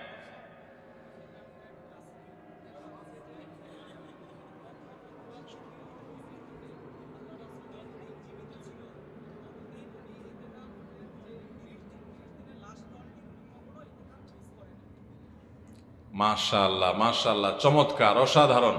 আমরা হাদিস বলেছি যে হাদিসটি বুখারীতে বর্ণিত হয়েছে। আম্মা জান আয়েশা রাদিয়াল্লাহু তাআলা বর্ণনা করেছেন যে নবী করিম সাল্লাল্লাহু আলাইহি সাল্লাম রমজান মাসে রোজা ফরজ হওয়ার পর থেকে নিয়ে উনি যত বছর বেঁচে ছিলেন, প্রত্যেক বছর রমজানের শেষ 10 দিন মসজিদে ইতিকাফ করতেন, কোনো বছর ছাড়তেন না। আপনি কি কখনো ইতিকাফ করেছেন? মাশাআল্লাহ। কোন বছর? করোনার বছর, যেহেতু আর কোনো কাজ কাম নাই, ওই সুযোগে আল্লাহর ইবাদত করার সুযোগ পেয়েছেন, এই তো খুব ভালো। হাসির তো কিছু নাই। করোনার বছর আমরা ইতিকাফ কয়জন করছি যারা হাসছি? ভাই তো করছেন আলহামদুলিল্লাহ, তাই না? এটা ভালো কাজ আলহামদুলিল্লাহ। চলে আসেন, অবশ্যই আপনাকে আমরা পুরস্কৃত করতে চাই। মাশাআল্লাহ মাশাআল্লাহ, আসেন। ও, উনি উকিল সাহেব, মাশাআল্লাহ, আসেন। জি জি, কমিশনার সাহেবের হাত দিয়ে পুরস্কার দেওয়াবো। আসেন আসেন। কই আমাদের লেখা নতুন বই তারাবির সালাতে কোরআনের বার্তা, আমাদের প্রধান অতিথির হাত থেকে আপনি পুরস্কারটা নেন। আমিও ধরলাম, অসুবিধা নেই। জি, মাশাআল্লাহ মাশাআল্লাহ। আল্লাহ আমাদের এই ভাইকে আরো বেশি আমলের তৌফিক দান করো। মাশাআল্লাহ। উনি একজন অ্যাডভোকেট না? মাশাআল্লাহ। অ্যাডভোকেট সাহেব নিজে ইতিকাফ করেছেন। অ্যাডভোকেট সাহেব, কোনো অন্যায় মিথ্যা মামলা আপনি সহযোগিতা করবেন না, আল্লাহর ভয়ে হিসাব করে চলবেন। ভাই, আল্লাহ আপনাকে তৌফিক দান করো। জাযাকাল্লাহ খাইর। কেমন আল্লাহ ভাই, কেমন আল্লাহ। জি জি, ইনশাআল্লাহ। আল্লাহ তাআলা আপনাকে, আল্লাহ আপনাকে ভালো কাজ করাক, মন্দ কাজ থেকে বাঁচাক ইনশাআল্লাহ। আল্লাহ হেফাজত করুন। আমিন আমিন আমিন, আল্লাহুম্মা আমিন আল্লাহুম্মা আমিন আল্লাহুম্মা আমিন। আল্লাহ আপনাকে তৌফিক দান করুন। আপনাকে আমার লেখা দোয়ার বই আপনার জন্য হাদিয়া। জাযাকাল্লাহ খাইর। জি, কেমন আল্লাহ। আচ্ছা ভাই, এরপরের প্রশ্ন, আজকের মাহফিল থেকে, হ্যাঁ, ও তোমার পুরস্কার রয়েছে, ঠিক আছে, আসো। মাশাআল্লাহ। তোমার জন্য আমার লেখা আরেকটা বই, রমজান উপলক্ষে, রমাদান প্ল্যানার, কিভাবে আমরা রমজান সুন্দরভাবে কাটাবো, এর জন্য রমজান প্ল্যানার বইটা। জাযাকাল্লাহ খাইর, মাশাআল্লাহ। কি করো তুমি? কিসে পড়ো? ক্লাস 10-এ? মাশাআল্লাহ মাশাআল্লাহ, ঠিক আছে। আজকের মাহফিল থেকে, পুরো আলোচনা থেকে আগামী রমজান উপলক্ষে যদি কোনো প্ল্যান আমরা নতুন করে করে থাকি আজকের বক্তব্য শোনার পর, আমি সেই প্ল্যানটা একটু শুনতে চাই। কেউ যদি থাকেন হাত তোলেন। আমাদের পুরো বক্তব্য শুনে যে ঠিক আছে এই বছর রমজানে আমি এই জিনিসটা করবো, এরকম প্ল্যান করছেন যারা, হাত তুলেছেন। ওই শেষের ভাইটা, হ্যাঁ বলেন তো কি প্ল্যান করছেন? সকল পাপ কাজ থেকে বিরত থাকবেন। সিরিয়াসলি, এই শত শত মানুষের সামনে, হাফেজ আলেমদের সামনে আল্লাহ তাআলা কিন্তু দেখছেন। আপনি সত্যি নিয়ত করেছেন সকল পাপ থেকে বেঁচে থাকবেন, কিন্তু দোস্তদের সাথে চললে তো কিছু করাই লাগবে। তখন ওইরকম দোস্ত রাখবেন না। সত্যি? মাশাআল্লাহ, নারায়ে তাকবীর। আসেন, চলে আসেন। এটা খুব ভালো একটা কথা। শুনেন, সৎসঙ্গে স্বর্গে বাস, সৎসঙ্গে জান্নাতে যায়, অসৎসঙ্গে জাহান্নামে যায় মানুষ। যেই বন্ধুর কারণে আমি নামাজ পড়তে পারবো না, ওই বন্ধু বন্ধু না, ওটা দুশ্মন। যেই বন্ধুর কারণে আমি মাদকের দিকে যেতে হয়, যে বন্ধু আমার হাতে সিগারেট ধরায় দেয়, ওই বন্ধু বন্ধু না, ওটা দুশ্মন। যেই বন্ধু আমাকে মেয়েদেরকে উত্ত্যক্ত করতে উদ্বুদ্ধ করে, রসিকতা করে, এগুলা নিয়ে মজা লয়, সে বন্ধু বন্ধু না, সেটা আমার শত্রু। অনেক যুবক এটা বুঝতে বুঝতে দেরি করে ফেলে, তাদের জীবন ধ্বংস হয়ে যায়। মাশাআল্লাহ, আমার এই ভাই সে নিয়ত করেছেন। কি করেন আপনি? কিসের জব করেন? বাইং হাউসে জব করেন। কি নাম আপনার? আবু রায়হান। আপনাকেও একইভাবে আমাদের লেখা নতুন বই তারাবির সালাতে কোরআনের বার্তা উপহার, প্রতিদিন তারাবিতে যাওয়ার আগে পড়ে নেবেন, ঠিক আছে ইনশাল্লাহ। এই বইয়ের উপরে 3 লক্ষ টাকার প্রতিযোগিতা ঘোষণা, পুরস্কার সহ প্রতিযোগিতা ঘোষণা করা হয়েছে, জানেন তো? এই বই পড়ে রমজানের শেষ জুমার দিন ফজরের পরে অনলাইনে পরীক্ষা দিবেন, 100 প্রশ্ন উত্তর দিবেন, 3 লক্ষ টাকার প্রথম পুরস্কার জিততে পারেন ইনশাআল্লাহ। জি মাশাআল্লাহ।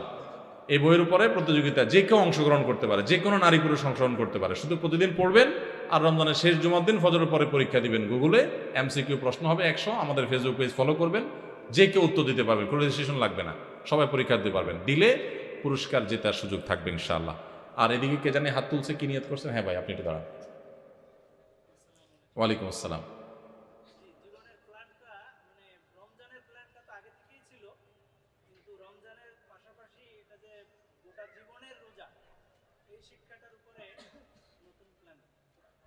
মাশাআল্লাহ মাশাআল্লাহ। আমরা বলেছি রমজানের রোজাটা সৈয়দ আবুল হাসান আলী নদভী রহমতুল্লাহ আলাইহি আমাদেরকে শিখিয়েছেন যে রমজানের রোজাটা হলো সীমিত ছোট আয়তনের রোজা, 13-14 ঘন্টার। আমাদের পুরো জীবনটাও একটা রোজা, পুরো জীবনে হারাম থেকে বেঁচে থাকতে হয়, সেটাও এক ধরনের রোজা। তো ভাই, এখন থেকে রমজান রোজার জন্য তো হারাম থেকে বাঁচবেনই, পুরো জীবনভর সব ধরনের হারাম থেকে বাঁচার প্ল্যান করেছেন। খুবই সুন্দর নিয়ত, মাশাআল্লাহ। চলে আসেন, চলে আসেন, মাশাআল্লাহ, জাযাকাল্লাহ খাইর। আমরা আর পুরস্কার বিতরণ করে সময় আর দেরি করতে চাই না, রাত অনেক হয়েছে, 10:30 পার হয়ে গেছে। সো আমরা শেষ করতে চাই। আর নিয়ত জানি কে করেছেন আজকের আলোচনা থেকে? হ্যাঁ, আপনি দাঁড়ান। কি নিয়ত করেছেন ভাই?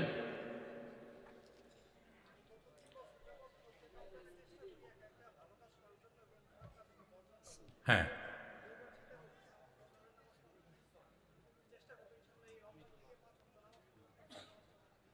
রমজানে তো ফজর নামাজ মিস হয় না সাধারণত মানুষের, রমজানের পরেও সেটা ধরে রাখবেন। মাশাআল্লাহ, আপনার ফজর নামাজ যাতে মিস না হয় তার জন্য আমি একটা টিপস দিতে পারি, বলবো? রাতে যদি তাড়াতাড়ি ঘুমান, ফজর নামাজ এমনিই হবে ইনশাআল্লাহ। রাতে মোবাইল টিপাটিপি করা যাবে না। এশার পর মোবাইলের গলা চেপে বন্ধ করে শুয়ে যাবেন, ফজর নামাজ দেখবেন, এমনিতেই আপনি উঠতে পারবেন। ঠিক আছে, চলে আসেন ইনশাআল্লাহ। আপনার জন্য হাদিয়া হলো শ্রেষ্ঠ প্রজন্মের দুনিয়া বিমুখতা, ইমাম বাইহাকী রহমতুল্লাহ আলাইহির একটা অনবদ্য একটা বই। মাশাআল্লাহ, জাযাকাল্লাহ খাইর। চলে আসেন ভাই, জলদি আসেন, জলদি আসেন, সময় কম। আপনার জন্য আমার লেখা 2টা বই হাদিয়া, একটা হলো রমাদান প্ল্যানার, আর একটা হলো রাসূলুল্লাহ সাল্লাল্লাহু আলাইহি সাল্লামের সকাল সন্ধ্যার দোয়া এবং জিকির। ওয়ালাইকুম আসসালাম। কি করেন আপনি? মার্কেটিংয়ে কাজ করেন। আল্লাহ আমাদের সবাইকে আমলের তৌফিক দান করুন ভাই। আর বাড়াতে চাই না, আল্লাহ যদি আমাদেরকে তৌফিক দান করে আবারও কখনো দেখা হবে। এখানে যেরকম আমরা একত্র হয়েছি, আল্লাহর কাছে দোয়া করি আল্লাহ আমাদের সবাইকে জান্নাতে এরকম একত্র হওয়ার তৌফিক দান করুন। জাযাকুমুল্লাহ খাইরা ওয়া আখিরু দাওয়ানা আলহামদুলিল্লাহ।